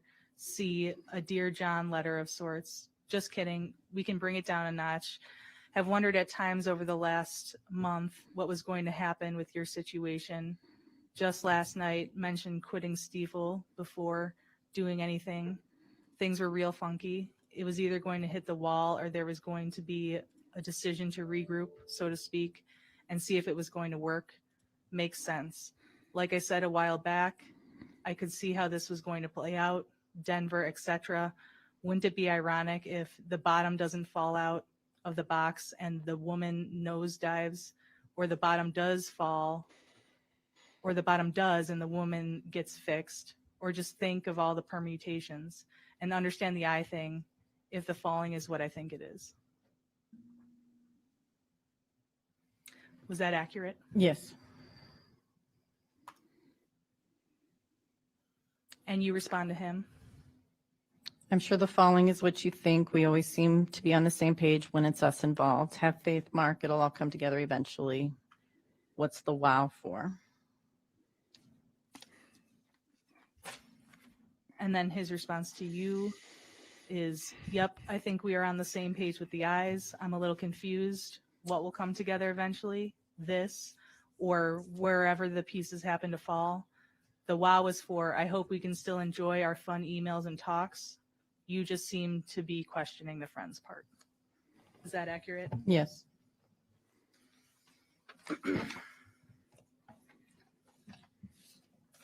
So again, to be clear, that email didn't actually end your relationship with the defendant. Correct. So these emails that you've looked at in this exhibit, do they accurately reflect the emails that were sent between yourself and the defendant? Yes. So I would move that into evidence. I believe it's exhibit 21. 21? All right, be subject to cross. Mm. Are you done? Dave, you're right. This I cross have exam is going to my be direct intense. examination. I'm not pushing it. I was just Okay, I am done with that exhibit. Thank you. He's going to try to wrap it up early, I would imagine, because cross examination is going to take a couple hours or more than 45 Now, minutes. I just have a few follow-up questions on what we learned from the emails. So during that Chicago trip that was around October 23rd of 1998, do you recall going to Morton's Steakhouse? Ooh, Bill Morton's. I don't recall it, but that sounds like something we would do. Okay, so you don't recall going to that specific restaurant? Correct. Okay. What about Adler Planetarium? No, I don't think I've been to the planetarium.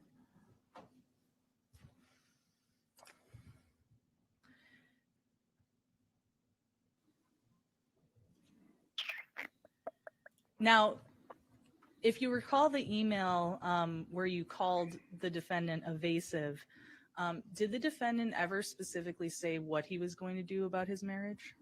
No. Well, he kind of alluded to it. There's a lot of talks about banging people on the head and dragging All their right, bodies out so and such. I want to direct your attention to the Blueprint conference. Mhm. Okay. So you were at that conference and you were at the hotel, correct? Yes. Okay. And the Friday evening of that conference, was there a big dinner? Yes. And is that for the brokers? Yes. Okay. And so what did you do after the dinner? After the dinner, some of the brokers, there was a bar there at the hotel, and some of the brokers went there, and that's where I was, and other employees. Mhm. And so we went there and hung out for a while, listened to the music. Okay. And while you were there, are you describing like a bar area? Yes. Okay. And so were people drinking at the bar? Yes. That's what they do. Was the defendant there? Was it? Probably. Yes. Okay. And during this time period, so this would be the weekend of November 7th, is this the time period where you were still trying to get back together with your husband or repair that relationship? Yes. You Okay, never was your tried. husband with you? Yes. RJ. And was he also all in the bar area? He was in the bar area. Yes. Was he with you the whole time at the bar? Ooh. No, he sat kind of separate from the other group. So I'd go back and forth. I'd go sit and talk to him, and then I'd go and talk to the group. The group being Mark. And the group that you're referring to, that included the defendant? Yes. God, that's Now, grimy, how would you man. describe your behavior with the defendant? Oh, he looks pissed. Friendly, just how he flirty, but low key. I guess that's how I Low-key. would describe it. Shh, you're not Okay, so low-key. still flirty with him? Low cut. Talking about your dresses. In front of your husband, mind you, who's already Now, suspicious of during an this affair. time period so- when people were in this bar area, you mentioned you and the defendant. Do you remember any other people who were there? I know Don Cooper was there and Ed Klug, and I think there were a few others, but I don't recall who they were. Ed Klug's the guy that he was going to have Okay, and someone so either while you kidnap were or kill. talking, in the everyone original in trial. that particular group was talking. And I have Do you the videos recall on that any one. conversations Crazy being stuff. brought up about penises? No, Here we go. Are you saying that that did not happen, or that you don't recall? I don't recall. Now, between yourself and the defendant, had you had conversations about penises? Probably. All right. So before we get Definitely. to those questions related to that, I just want to continue with that night at the bar. At that evening, do you recall when you would have left the bar area? I don't recall exactly when, but I do believe I was one of the first ones to go. Okay. So your recollection is when you left the bar area, the other people you've named were there. Yes. And did you leave the bar area with your husband? Yes. And did you go up to your room? Yes. So as far as what happened after that, you couldn't tell us. That is correct. The Great Book of Dicks. Okay, so during the course, let's talk about the early times during your relationship with the defendant. Okay. During those early few months, let's say September, October, after the sexual relationship has started, Which did is the started in defendant ever October. question you about prior sexual partners? Oh, here we go. This is where it gets wild. We discussed them, and he would ask questions. They were fairly high level. I can't give You you know what any they were. examples. I just know that it was always He would ask you about the here size of and their there, penises. but how, every now and again, yeah, there would be questions and conversations about it. Mhm. Okay. And so he expressed wanting to know about prior sexual experiences you had had. Yes. Okay. Even at that time in your relationship. Yes. Okay. Now, A lot of penis talk. when you were having those discussions, did you ever bring up an individual who worked in Colorado? I believe so. Yes. And who was that person? His name is Jock Joseph. Did Jock. you His actual actually name is not have, Jock Joseph. That's his middle name. Sex with that person?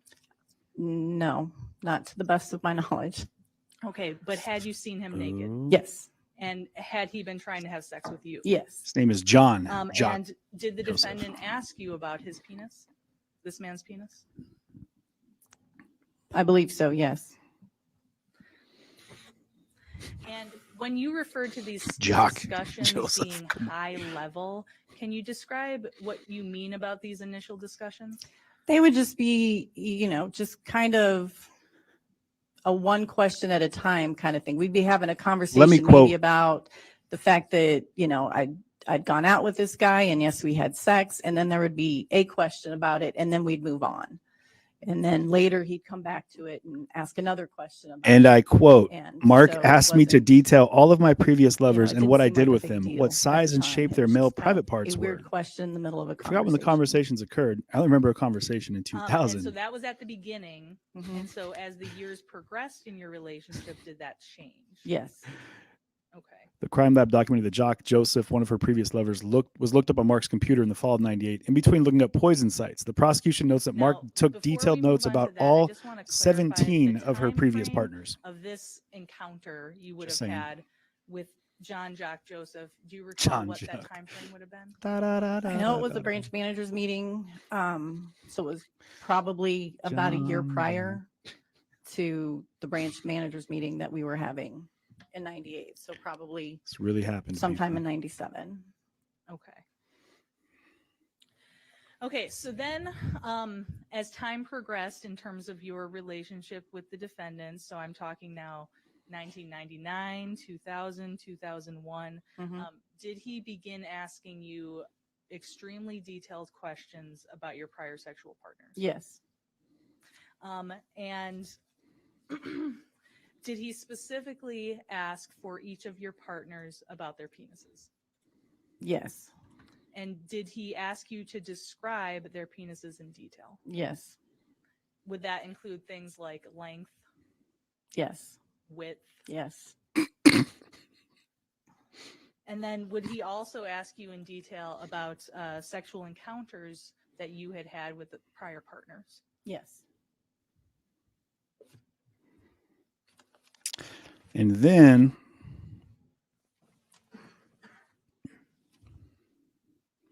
the prosecution points out, and then this is what she said originally, that she only had, Kelly Jensen claims, I only had sex with Mark one time, right? And then the prosecution points out that Kelly Jensen has made inconsistent statements about her testimony, relationship with Mark Jensen in the past. Judge Schroeder admonished her about So I've showed you what perjury. has been marked as State's Exhibit number 22. Do you see handwriting on that page? Yes. Do you recognize whose handwriting that is? Yes. Whose handwriting is it? It's the defendant's, Mark's. And then if you page through this document is quite a few pages, so I'm not asking you to read every page to yourself or out loud or anything like that. I'm just asking you to page through the document.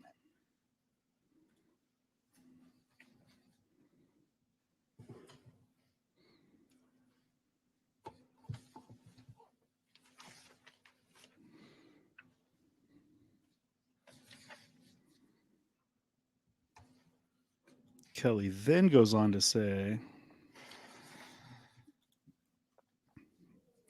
and these are quotes from the original trial in 2008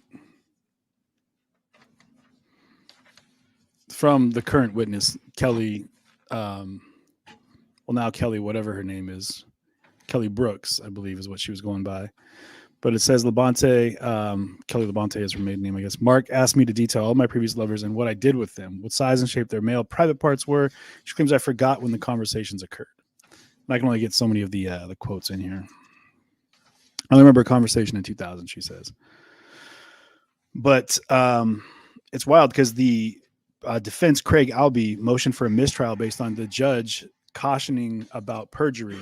And then Judge Schroeder just denied the motion and said, yeah, no, we're not going to give you that. You know, Schroeder, he's not playing around. Okay, so now that you've had a chance to page through that document, does that appear to be in the defendant's handwriting, detailed notes about the sexual encounters you had told him about? Yes. And that very first page, does that have a note about John Jack Joseph? Yes.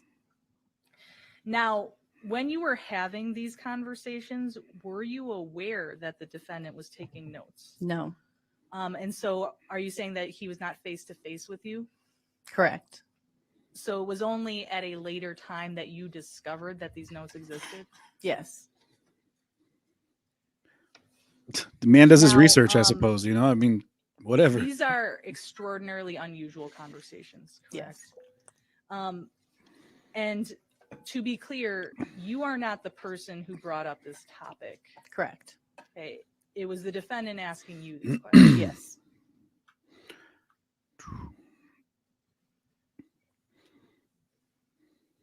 Now, when you were paging through this document, did you see Candace. pages that had actual like hand drawings on them? Yes. Okay, and once again, were you aware that this was occurring, that these drawings were being made? No. So I want you to look at the second to last page of the document. This is State's Exhibit 22.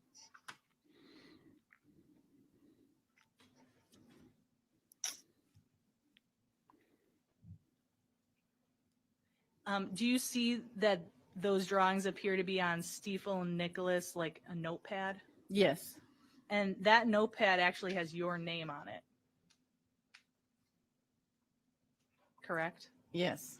So that's your printed name. It's not handwritten. It's like how the notepad Yes. was printed. Is that correct? Yes. So you're saying that he didn't Okay. do these in front of you, but And in contrast, when you page through other pages of this document, they're Stiefel Nicholas notepads, correct? Yes. But it has the defendant's name on them. Yes.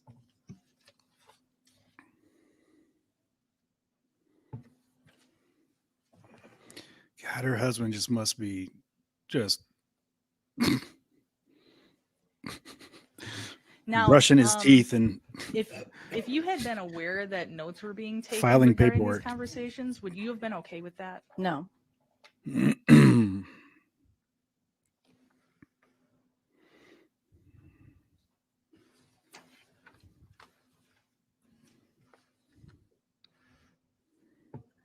And with any of these prior relationships you've have you ever been questioned in this way about your sexual partners No. or about the penises of your sexual partners? No.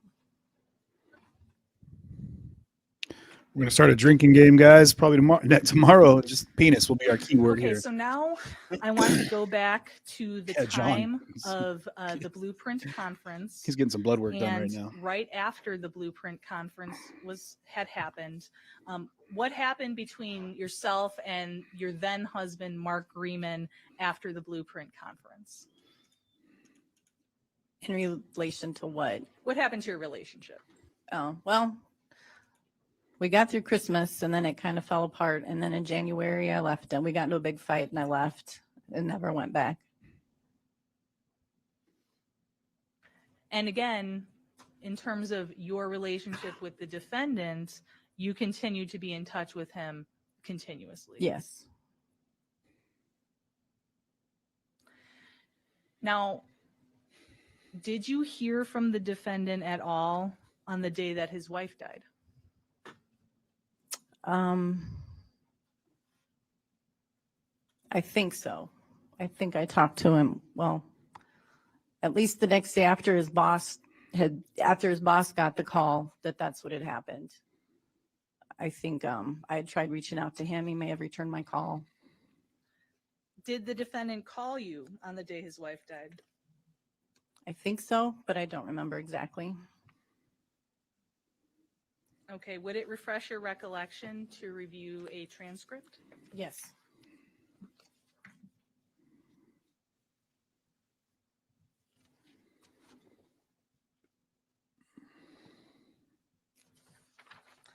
Okay, so this would be the transcript. I believe this is January 23rd and page 26. What year is that? January 23rd, 2008. Thank you. And then page 26, line 9. So I'm going to show you this and then just ask you if it refreshes your Okay. recollection.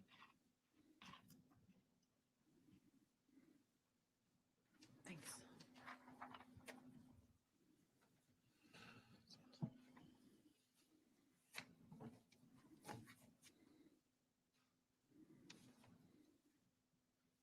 Okay. All right.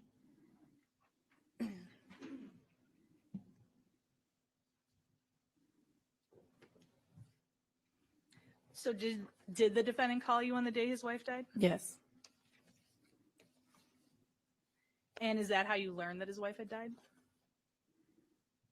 No, I had heard it from my boss. So are you saying the phone call was just earlier, No, but he didn't tell you? no, my boss heard about it first thing in the morning, and then I think I talked to him later in the day. So the phone conversation that you are being questioned about, you're saying it was after his wife was dead. Yes, Okay. Had just died. the night before, I think. Yeah.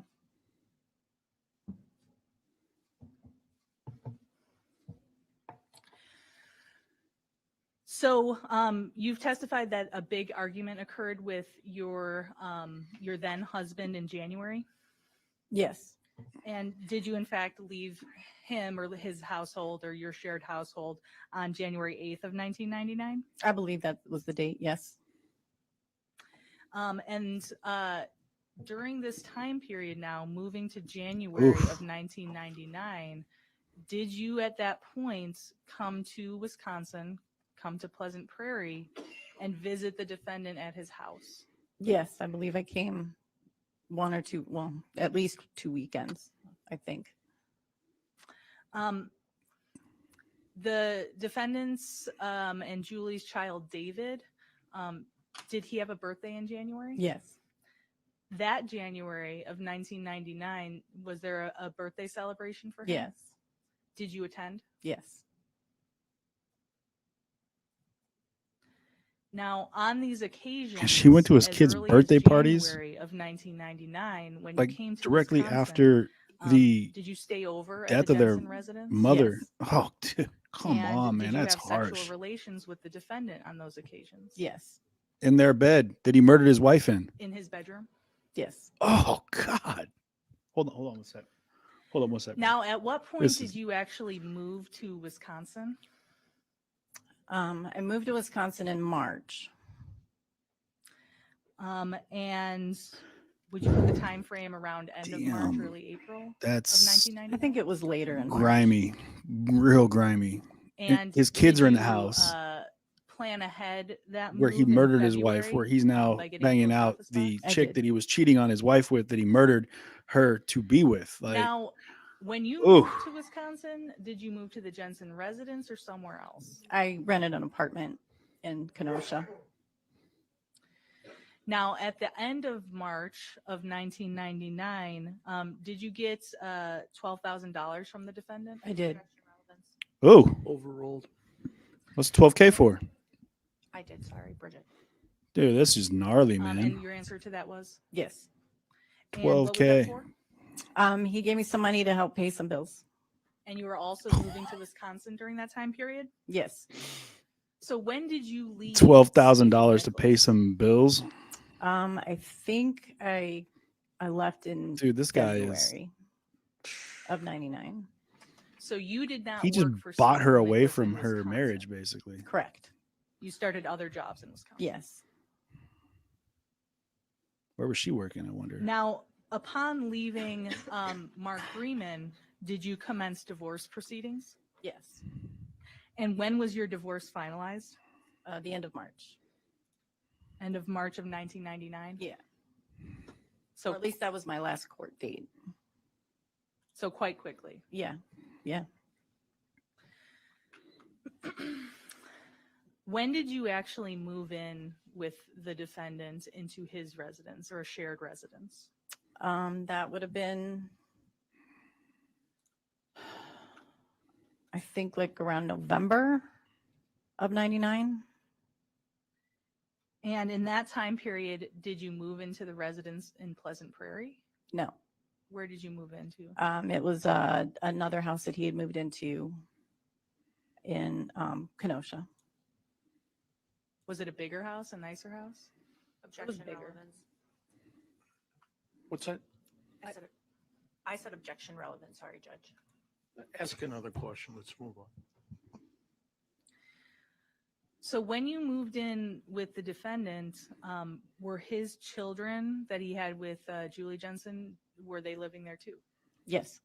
So that's David and Douglas. Yes. Oh, jeez.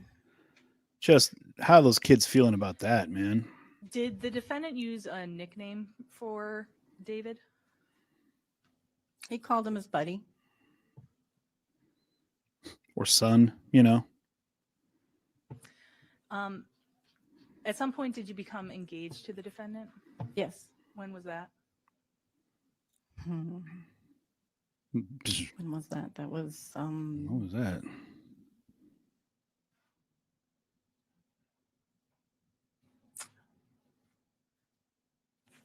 February. I can't think of the year. Would it have been around 2001? Yeah. 2001. That sounds right. Okay, so if it helps you, was it before he was charged with a crime? Yes.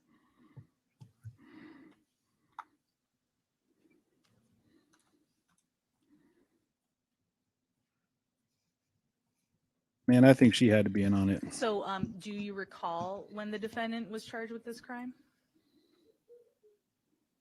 Yes. And was that I think March? that was 2002. Okay, March of 2002? Yeah, I think we got engaged right before that. So I think we got engaged in February of 2002. And did you marry the defendant? Yes, When did you marry him? 2004. Now, you're not still married to the defendant, correct? I am not. Did you initiate divorce proceedings? Yes, And was that approximately 2009? yes, And your last name is Brooks now? yes. So you're remarried? I am remarried. Did you have a child with the defendant? I did. And he would be 18 now? Wait, Yes. what? She had a kid with Mark? So I'd like to talk a few questions about the time period when you were Wow, that's married to the news. defendant. Objection relevance. Overruled, go ahead. During that time period, did you often see the defendant on the computer? Yes, And based I'm trying to on find her what you were Facebook able page, to but I can't seem to observe, come did up the with it. defendant seem to be someone who was skilled with computers? yes, Okay. For instance, did he make his own computer? yes. Do you know when he did that, when he built his own computer? That would have been That's wild. 2005, 2006, somewhere in there.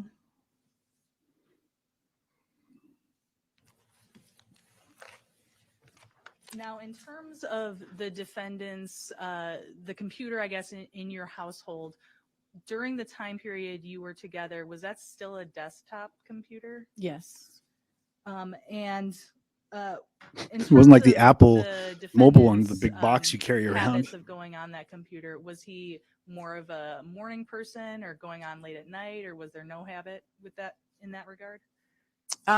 when he was home at night, he was on it and he'd be up late on the computer. Okay, and so what is late? What do you mean by late? 1, 2 in the morning. After midnight? Yes.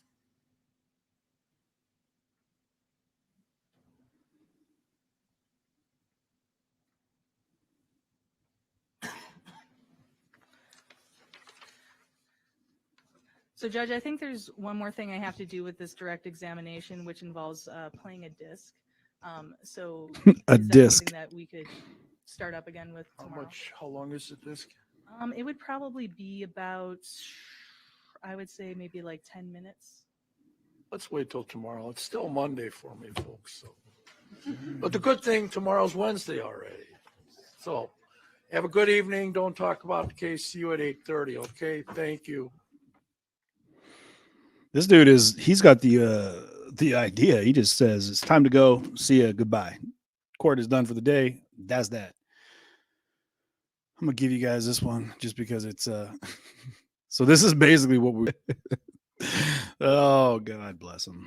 Man, so I married an expert. Mike Myers, he's got it. He's got it figured out. So yeah, it's wild. You know, while we're let me actually pull this up for you guys. This one is something that might be it was interesting to me when I found this.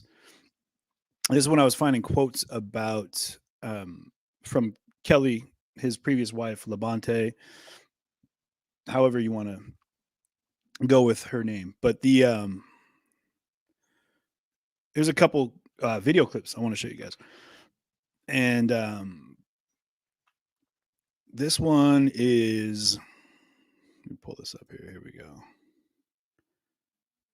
Okay, now, mind you, there's some credibility issues that they brought up. I only know what I know when it comes down to the information from the previous trial. Right now, we talked about Klug, right? I think it was Ted Klug, was one of the witnesses from the trial before. So, but also, he retestified. I think it was day 1, day 2, possibly. Would have to double check that. But in January 14th, in 2008, mind you, this is during the original trial while Mark was in jail. I'm going to show you guys what I'm talking about here, and hopefully it'll just kind of click through things the way that I need it to. So There we go. But at the same time, I need to go ahead and close out. Boom, boom, boom. I'm trying to restart that. All right, good deal. All right. Yeah, here we go. So on January 14th, 2008, David Thompson was an inmate. He was in jail for bank robbing, right? This is a quote from him. He said, "I spent time in the same cell block in the Kenosha County jail for about 3 weeks last September. We spoke regularly. I found Jensen sitting on a bed crying. After a while, he broke out in full-fledged crying and said, 'I didn't mean to do it. I'm sorry.' Mark said he'd killed his wife and was worried about a former coworker who was going to testify, and he wished the witness, Klug, would just go away. I told him that I had a friend who could keep him, Klug, out of the picture until after the trial. Mark Jensen went along with a plan to pay money to have witness Ed Klug, not Ted, Ed Klug, held captive at his home so he couldn't testify at trial. Mark thought it was a cheap price. I said there was always a plan B to get rid of Klug permanently. Mark nodded too. So this is David Thompson right here. Now I'll click on the testimony that we have of him here in just a second. And Nathaniel Clanton, a jail informant, verifies Thompson's testimony. And then another inmate, Bernard Bush. But then they also have the police recording of he's on the phone with this guy's fiance talking about the plan to have Klug kidnapped. And it was like $100,000, I think is what they came up with, 50K up front and 50K after. And they have a phone recording of him talking to David Thompson's fiance about the plan, right? Now they said that they could have been doing it just to extort money. They could say that it was, whether or not he was actually going to do it is kind of indifferent to the point that he was trying to do it. Now, what's interesting is you'd think that'd be another charge, like as we're seeing now, like the guys in Michigan who planned to kidnap the governor of Michigan, or not Michigan, sorry. I'm trying to get all the cases confused. There was the kidnapping case that was where the two guys were tried. I think it was the three guys, right? Were tried for plotting to kidnap the governor. Am I getting my case right? Anyway, you guys know what I'm talking about. I'm not going to ramble and look like an asshole here, but I do that plenty well on my own. Here's another inmate testimony. Bernard Bush was an inmate. I overheard Thompson and Jensen's conversation. Jensen planned to hire a hitman to get rid of a key witness. I heard a total figure of $100,000 being discussed, with $50,000 up front and $50,000 at the completion of the abduction. Now, let's pull up. This is the testimony of David Thompson, and let's hopefully this works. Okay, yeah, here we go. A bank robber who spent. There we go. Let's pull this over here. Boom. I'm giving you guys it's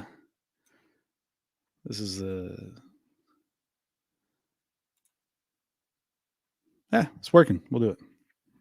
Make sure our volume's up here. Time in jail with a man accused of poisoning his wife, says the suspect confessed. Mark Jensen is accused of using antifreeze to poison his wife, Julie, so that he could carry on an affair. Today, prosecutors used a former cellmate to try to prove Jensen's guilt. But as 12 News' Nick Bohr reports, the defense says the man is not a reliable witness. Well, Joyce, as the second full week of the trial got underway here, a memorable bit of testimony for jurors here. A jailhouse witness who says Mark Jensen basically admitted to killing his wife. Mark Jensen was in the Kenosha County Jail last September, already facing charges accused of poisoning his wife, Julie, with antifreeze. But prosecutors now say something he said while awaiting this trial should help convict him. Convicted bank robber David Thompson was being held in the same part of the Kenosha County Jail and befriended Jensen. He teared up and I asked him, what's wrong? He's like, oh, nothing. I said, come on, man. We've been talking this long now. Just tell me what's going on. And he broke out into a full-fledged cry, and he said, I didn't mean to do it. I'm sorry. I'm like, sorry for what? What you talking about? He said, I'm sorry. I didn't mean to do it. I said, you didn't mean to do what? He said, I didn't mean to do it. He just kept saying he didn't mean to do it. Thompson also claims Jensen tried to hire him to abduct a key witness in the case. But Jensen's defense attorney suggested Thompson intimidated Jensen, had actually shoved Jensen in jail, and was making all of this up to gain favor in his own sentencing, pointing out Thompson didn't mention a confession earlier. You had decided that you wanted to help yourself, right? Yes. And what could help yourself more than a confession? And the defense has suggested that Julie Jensen killed herself to get back at Mark for an affair that he had been having. The prosecutors called 4 of her friends today, saying that she never seemed despondent or suicidal in the days leading up to her death. Live in Elkhorn at the Walworth County Courthouse, Nick Board, WISN 12 News. Thanks, Nick. So let's pop that out of there. So so that was one of the things that came up now. And as I was kind of looking through this, I stumbled across some of the other things that happened in the original trial. Now, Bernard Bush is a lifelong criminal, the guy who corroborated that testimony, and he's facing more than 400 years in prison. So they were trying to say the credibility of the individual wasn't viable. So it's interesting that the defense, Craig Albee, works hard to discredit the medical examiner's original suicidal ideation. Where are we at here? I felt Dillard's letter about Mark Jensen admission of murder was consistent with. Okay, sorry, I've got all sorts of stuff that I found for you guys here, but I want to make sure that I can give it to you in the best way possible. Defense attorney in argument. Okay, so basically, there's the phone calls are about arranging money to be paid to David Thompson's fiance. So this one here, I'll pull this up for you guys as well. All right, and here we go.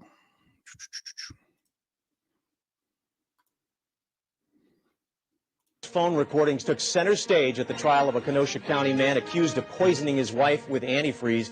Prosecutors played recordings they say proved the claim. And this is what I was talking about with the recording. They got the old Sony boombox. Pay him $1,000 to get rid of a key prosecution witness.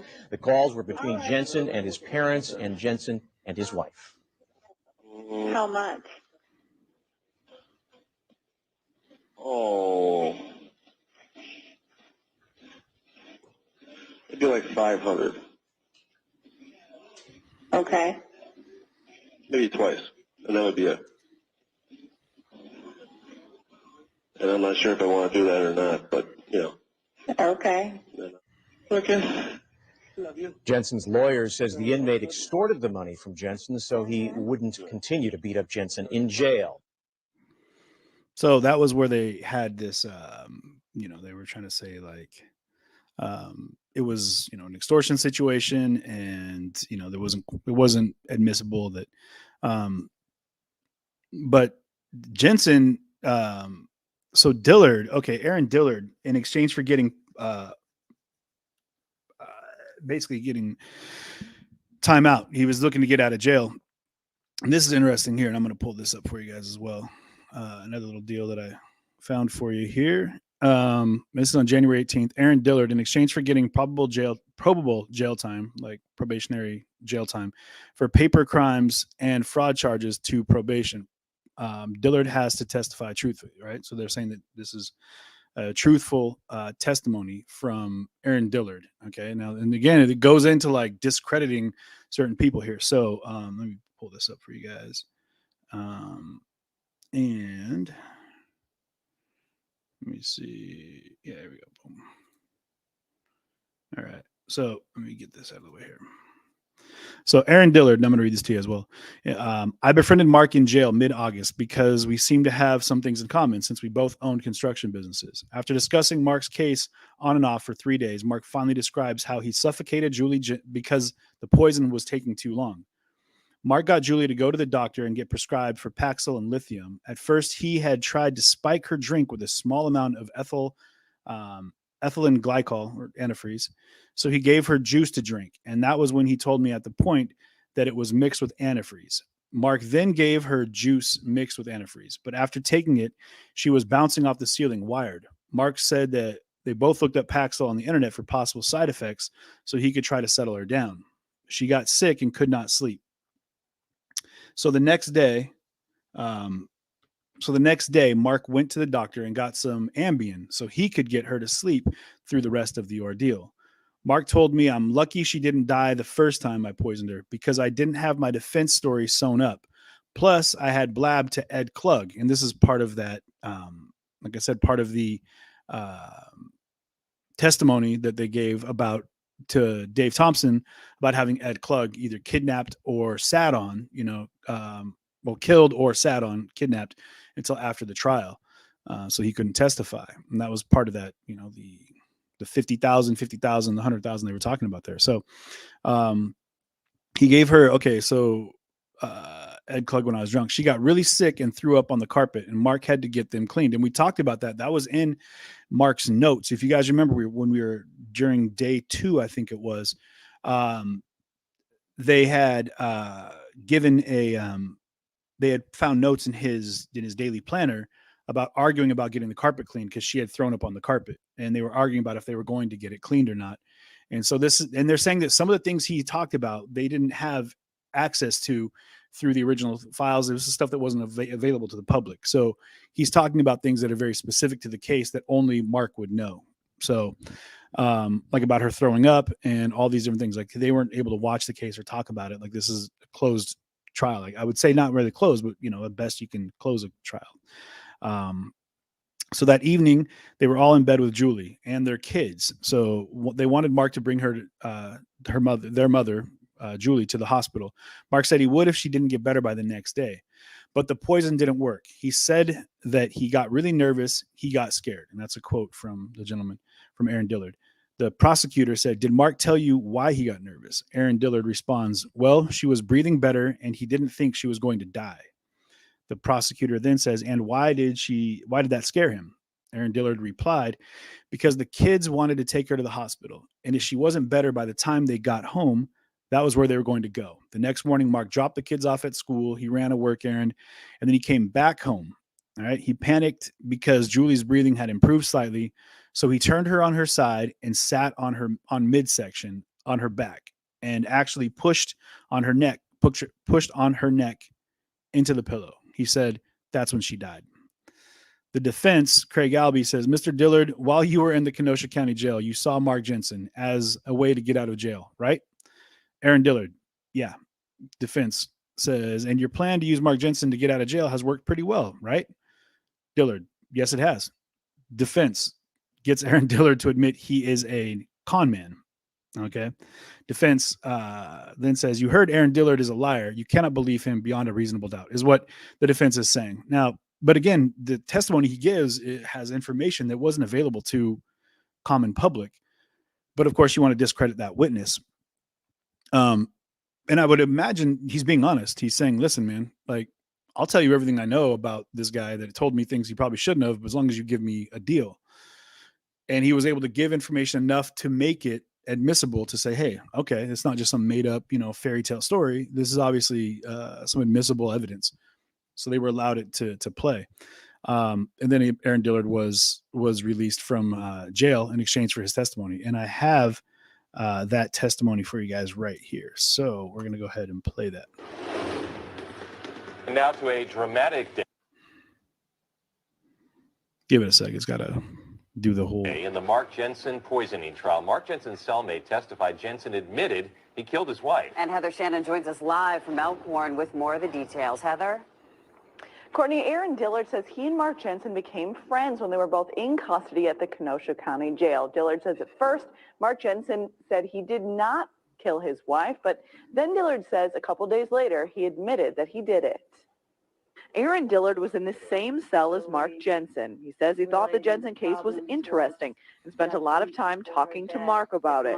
He was telling me that basically his wife was crazy, that she was insane, and that she would self-medicate herself. Dillard says Jensen maintained his innocence for a couple of days, but eventually told Dillard that he poisoned his wife Julie and suffocated her when the poison didn't kill her. He said he rolled her over and just sat on her back and pushed on her neck into the pillow. Pushed what into the pillow? Her face and neck. Then did he tell you what happened? Said she died. Dillard says Jensen also admitted telling Ed Klug about his plan. He up and said that he mouthed off, he was drunk and mouthed off to Klug. The defense spent several hours pointing out Dillard's long criminal record and why the jury shouldn't believe a word he says.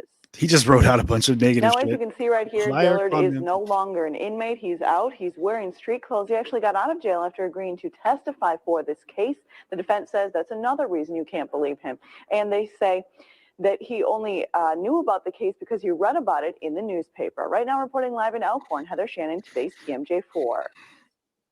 So again, that's what's wild is that, you know, there's all these people that are involved in this trial now that have these testimonies that are going to play in. They have to play in, you know what I mean? Because they were they're not being ruled out as inadmissible evidence. The inadmissible evidence that they have right now are the voicemails and anything from Julie, basically the letter she wrote and the voicemails, right? So, but it's looking like with everything else they've got going here, there's plenty of other evidence that's, you know, it's going to give, I mean, you can't look at the case from, you know, a bubble view and not expect to find, you know, ways to look at a guilty verdict, you know? And then you know, in the interview, it's funny how they labeled him as a con man with an extensive criminal record for fraud, which, you know, has nothing to do with the fact that he has information about this case that people didn't. So they're saying that, well, here, I'll just show you guys what I pulled up for you here. And we'll zoom in on that here. Actually, there we go. Hopefully you guys can see that okay. So, Mark told me, different story initially. Mark said that Julie, poisoned herself with antifreeze and she tried to commit suicide, that basically her whole family was crazy and she followed the same footsteps. But then it started spilling out after I made a comment about how all of us have some problems in our life. Okay. Mark, or he, was teary-eyed talking about his kids. And that's when I brought in the point of we all did what we did to get here. And then that's when he came out with and started telling me more about what he did. Mark's demeanor was unemotional. He didn't show any sorrow about his wife being sick, being dead. He didn't about her passing away, about any of it. So again, those are direct quotes. They're a little choppy. But it's funny, we were talking about Kelly, and this is when I was posting these up for you guys, some of the quotes from Kelly, which are great. About how they were basically trying to get her originally on perjury, and Judge Schroeder admonished her. And there's more depth to this case than just, did he do it? Like that's really the basis, right? Did he do it? I think all roads point towards yes. And it looks like he did everything in his power to cover it up from inside jail, and the recorded phone conversations and whatnot, the things that are going to come out as the trial goes on, because there's no way they can't, you know? And it's just, it's wild. This whole part of it to me is where the real proof is in the pudding, right? Like, you could write a letter, yeah, you know, but the fact that all these other people have information that go directly into the case, it's not just the letter, but it's got, you know, the neighbor's testimony, it's got coworkers' testimony, it's got her personal friends and family testimony, it's got inmate testimonies. All these people have personal accounts of what Mark did. And then it's got his search engine on the internet, you know, which has been how to kill your wife, looking up poisons, and the timestamps for all the times that these were looked up were exactly in the period of time when Mark would be home, not for the 9 to 10 hours that he'd be gone at work, but for just that period of time after, and then before, then the late hours of the night. And they have, testimony about Julie not even be able to operate a computer, but they did have also evidence that was gathered from the house. And if you watch the video that I showed you a small clip of, and I'll make a quick I'll make a post. It'll be on my Facebook, and I'm going to try to put it in the community section of YouTube as well, where you can go in and take a look at mostly all the things that I'm pulling up for you here. That'll give you a real breakdown of kind of who, what, where, and how. So, and then I'll put in the link to the mini doc that they did. It's like a 45-minute documentary on Court TV originally about the original trial and the original case. And it talks a lot about some of the things that I was able to find here as well. So it's definitely, there's a former lover, and we'll talk about that, Perry Tarika, who testifies that Julie was sweet and lovely. I love Julie. And this is Perry Tarika is the one that Julie had an affair with 7 years before she was murdered. That she says Mark never forgave her for cheating on him with. He says, we met at work and we started talking a lot and began to go to lunch. Julie told me her marriage was not good. When Julie invited me over on a Friday night, my intent was to go as a friend. But when Julie invited me into the bedroom, I agreed. He admits spending the weekend with Julie Jensen at the Jensen home while Mark Jensen was out of town. That bed was getting some action, man. So Julie was cheating on her husband in the same bed that Mark killed her in. And then the woman that he was seeing, allegedly killed her for, then came over thereafter and was hooking up in the same bed. This is why you don't buy used mattresses, guys. I mean, it's a real touchy subject. You got to be careful with the mattresses you get, right? He admits spending the weekend with her. Craig Albee, the defense, questions Tarika about a harassment citation Tarika received from Kenosha police. I'll just show you guys this. And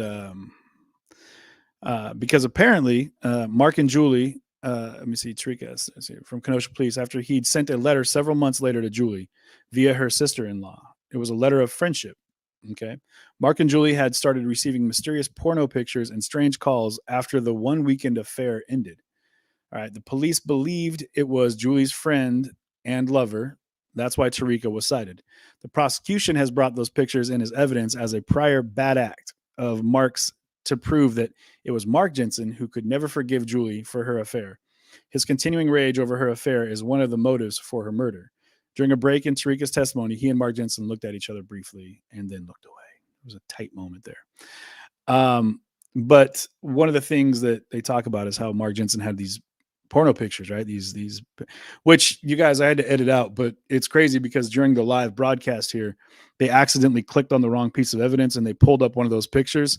And so it was this blurb of like an oral scene, pow, and then it popped off. But it was one of those moments where you're like, the hell did I just see? But I'll tell you, it was, I was just walking out the door with my dogs and I was like, oh, great. I got to run back in and edit some film.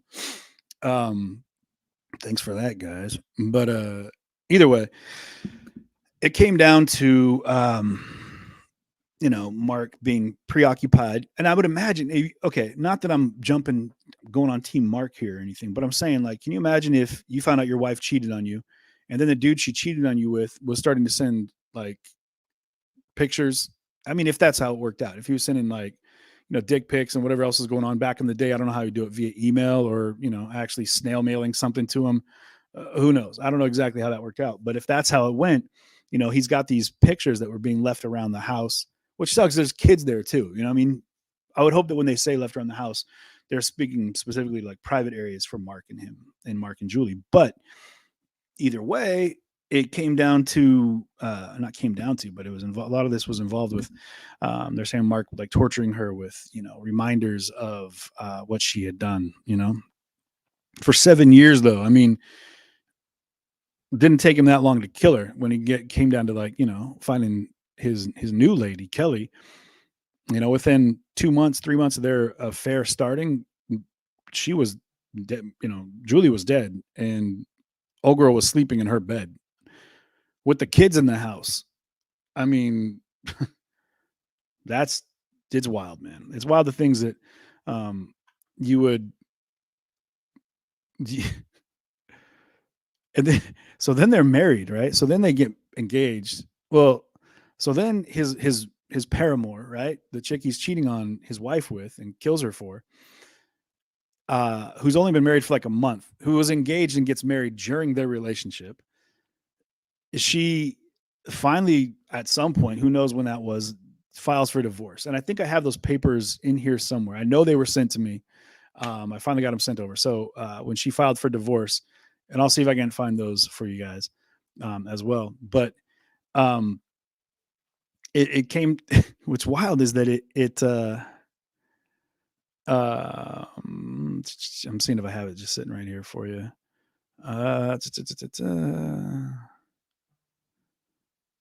Oh, here we go. I think Karen, did you send those over to me? Yeah. So, okay. Julie. Okay. So at one point, all right, here we go.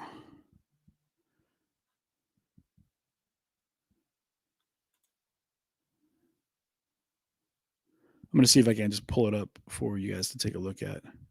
Hey, Witchy, thanks for becoming a member over there. I appreciate you. Thank you for the support and for being a part of the that Paradox community we have. So I'm going to try to get my dates right. So on 1991, June 24th was the filing date 1991 in family court. This was a divorce that was filed. Julie was filing for divorce from Mark in 1991. Okay, follow me here. So she was filing for divorce. Here we go. So these are interesting. So Julie was filing for divorce in 91, the same time she was having the affair with with old Perry, right? I think his name was Perry. Actually, my name's right here. Perry Tarika, yeah. So Perry Tarika is hooking up with Julie Jensen in 91. She files for divorce, but then that doesn't go through. They don't follow through with the divorce, right? So date of birth. Okay, here we go here. The attorney's name, 624. Okay, request. There we go. Court record. Prior records are coming back. Okay. So they don't ever go through with the divorce in 91. All right. So, and then let's go into 2009. All right, let's get it. In 2009, this is when the petitioner on this one is Kelly Renee Jensen, who was the girl he was cheating on his wife with. She filed for a divorce in 2009 in May 13th of 2009, and that was in family court in Kenosha County Court, and that was case number. Here, I'll throw that in here for you if you're so interested in taking a look. So, and this is when this is from Kenosha County. I don't know why I didn't pull up anyway. Case number for Kelly, the woman that he married after his wife was killed, filed for divorce from Mark. And let me see. Kelly Renee, let me see if there's any additional text. No requirement P. You notice that move out to move out of state, and finds P has not violated the requirements per telephone contact. All right, so interesting. So there's it goes. Okay, yeah, there's quite a bit of information. If you go on to dig into that court, that case number there, yeah, that runs with info all the way up through 2016. Okay. Anyway, so take a look at that, and then the last thing that I thought was really interesting was the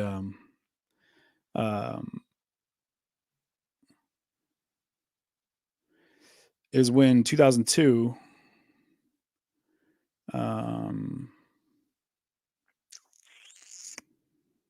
well, I'll include all this in the notes. I don't want to sit here and read through it all with you guys, but basically what they're talking about is the correction of the death certificate, which was what was a big part of it going from asphyxiation to homicide, right? So that's why obviously Mark was convicted of murder, was because it was deemed a homicide. But it was 10 years later, mind you, from the time she was killed. So let me see, 2008 right here. So Bruce E. Teckert, Margaret. Okay, minus clerk T. Let's get here. Additional person with attorney. Okay, I've amended the petition needed for the medical examiner. Shall be changed to ethanol glycol poisoning. Box 38 shall be changed to criminal homicide. Court officials should reflect Judge Schroeder in lieu of Judge Fisher. Attorney Albee will have 5 days to review the amended petition. So this is, here, let me see if you can actually, I'll put it in the comments here. And hopefully you can see it all. So I'm not sure how much it'll allow me to put in there. Court Woodlands. Okay, so yeah, and I'll put this up here. So yeah, so this is the details of what happened in the amended court or the death certificate, which was and the details for that, if you want to look that up, I'll put in the comments as well here, which are going to be, boom, the Julie Jensen's correction of death certificate is 02CV773. So this is in 2008. Okay. So that happened on February 27th, 2008. And is when that officially went through. So February 27th, 2008, they change it, as it says there, shall be changed to ethanol glycol poisoning and shall be changed to criminal homicide. So that's where checking the boxes, whatever it was, you know, accidental death, whatever it might have been. But that was where the tides turned for Mark. And then they went ahead in April 15th. They wanted to, and then here, I'll pull this one up for you as well. So order for the Judge Schroeder is right here. I'll put that in the comments as well so you guys can all see it. Right. Yada. Court ordered to amend the cause of death on Wisconsin death certificate. Evidence presented in this case, state of Wisconsin versus Mark Jensen. So this is when they reopen the case, right? They're like, all right, cool. Well, the cause of death is now homicide. Now we're going to have to go ahead and reopen this case. So because we have new evidence presented in the case, right? So, yeah. So it's wild, you know. They have all this information, you know. They have all this evidence, all the evidentiary findings, and they're basing this retrial on. And I get it, the hearsay clause, that the letter that was written, letter from the grave, the damning evidence, and these voicemails. But at the end of it all, though, there's so much other evidence that gears towards that gears towards murder. It's not just one or two things. It's like this entire slew of things that were going down. And then the witness testimonies that were just nonstop, you know. And I'm going to hopefully have, as we're going through, we're going to have, we'll play more, you know, as we go in. But we have everything from the family doctor who gives their witness, their testimony, Julie's brother, the psychiatrist. And then, of course, the forensic pathologist in 2004, Dr. Scott Denton, a forensic pathologist hired by Mark Jensen's defense, called Julie's letter contrived, unbelievable, and self-serving. Dr. Scott Denton is testifying the conclusion I made in 2004 that Julie Jensen's letter was unbelievable and that she committed suicide. I had not taken into account a lot of the testimony and documents that are now being provided to me. Okay. It's not uncommon for unknowns to be in the conclusive gas chromatograph reports. All right. Dr. Manlin cites cases where vitreous humor electrolytes appeared normal in acidotic patients who died of e.g. poisoning. Ethyl glycol antifreeze poisoning, right? People have died from as little as 30 milliliters of EG. But I examined Julie's liver under a microscope, and even though it appeared fatty, it technically was not, proving her metabolic rate was quite normal. Most reliable medical sources state EG half-life to be 3 to 5 hours. So, but I'm still trying to get the medical examiner's actual write-up. I don't quite have that for you guys yet, but hopefully we'll have it before too long. but there's, further testimony that how this all comes together.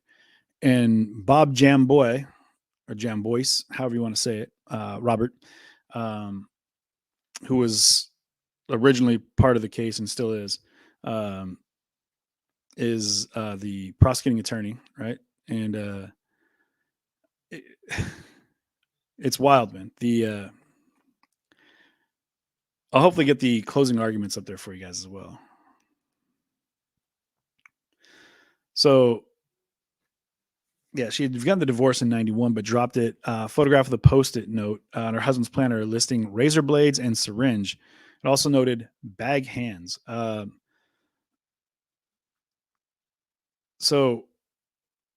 here, I'm going to give you guys this. I'll show this up for you.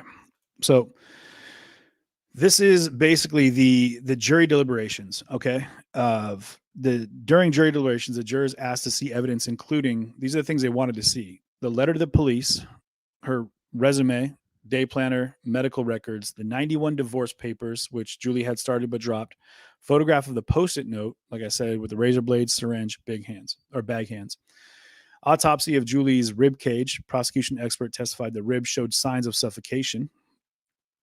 Photos of Julie Jensen showing her nose slightly bent into the pillow. Police photos of the scene of the day Julie Jensen died. And again, I'm going to post a link in the post if you guys want to make sure to set up notifications on my Facebook page, and then hopefully in the probably in the community section on YouTube with a link to the videos where they walk through, and it actually shows Julie Jensen there, deceased, which is why I'm not going to play it for you guys live, because I'm not trying to get thrown out. But it's the police kind of going through the medicine cabinets and everything and finding other evidence. So they also wanted Mark's day planner, parts of a 99 transcript of police interview with Mark Jensen, emails between Jensen and Kelly Labonte, his paramour, his mistress, a note written to inmate jailed bank robber Thompson, who testified Jensen wanted Klug kidnapped and sat on to keep him from testifying, the Jensen family computer internet history. Mind you, 90% of this is still admissible evidence. The Jensen family computer's internet history, also evidence. Transcripts of testimony from Ed Klug and Klug's personal notes on the conversation he had with Mark Jensen. And this was a panel that was a sit down with the jurors, actually. And they said the most important evidence was the letter, a Post-it note that Julie photographed and gave to police, and the internet files, including Mark Jensen searching for information on poisoning while his wife was sick and couldn't get out of bed. December 2nd and 3rd, when Julie couldn't get out of bed, someone, Mark, was on the internet tracking the effects of antifreeze. I mean, it's pretty damning.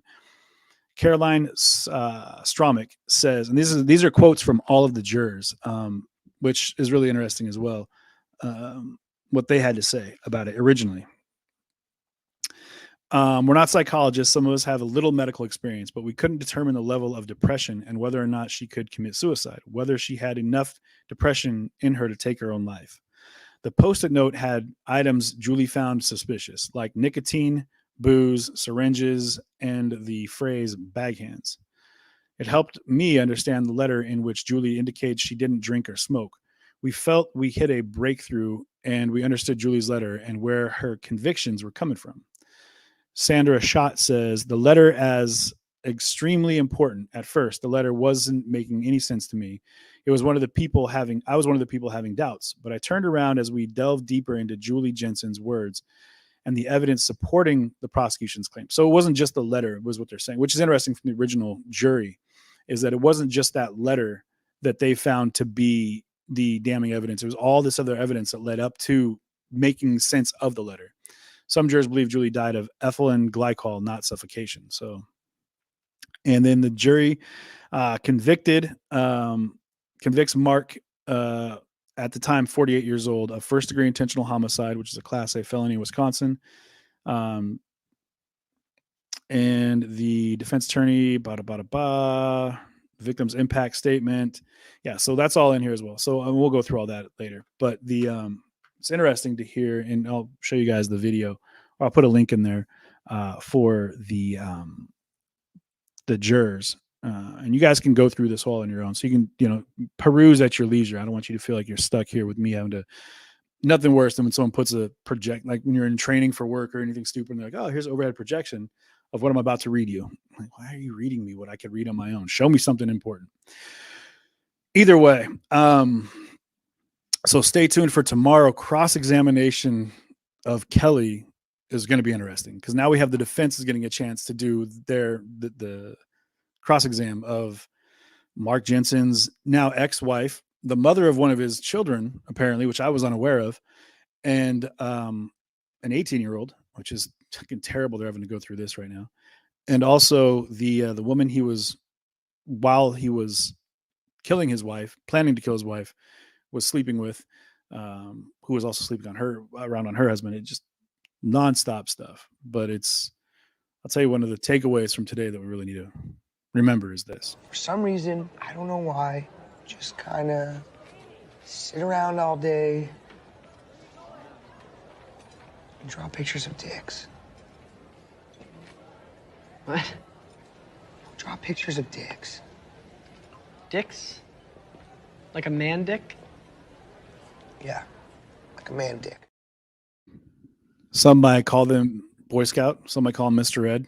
Who knows what he calls his man dick? But we do know he drew a lot of pictures of dicks and talked a lot about penises. But that's neither here nor there. Appreciate you guys joining me today. Again, the CJ TV. I'm CJ, your host, and we will be back tomorrow at 8:30 a.m. to continue with the cross-examination of Julie Brooks, Belfont, whatever her names are. I don't know. She's had a couple. But again, she identified herself when she stepped up to the stand as Julie Jensen, and then had to correct herself. Or not Julie Jensen, sorry. But his ex, Kelly Brooks is her name now. Kelly Jensen is how she then corrected herself. It's a little rough for her current husband. I'm sure Mr. Brooks didn't appreciate that. Either way, you guys, I appreciate you being here. Set up notifications. And yeah, make sure to tune in tomorrow. You know, we got more going on, and it'll be interesting. I'm looking forward to it. I'm kind of excited to hear what the defense wants to do about picking apart the text messages and emails that were a bit racy. But stay tuned, you guys. And between now and then, have a great night. We'll see you in the AM 8:30. Set up your notifications, and we'll see you bright and early. Take care.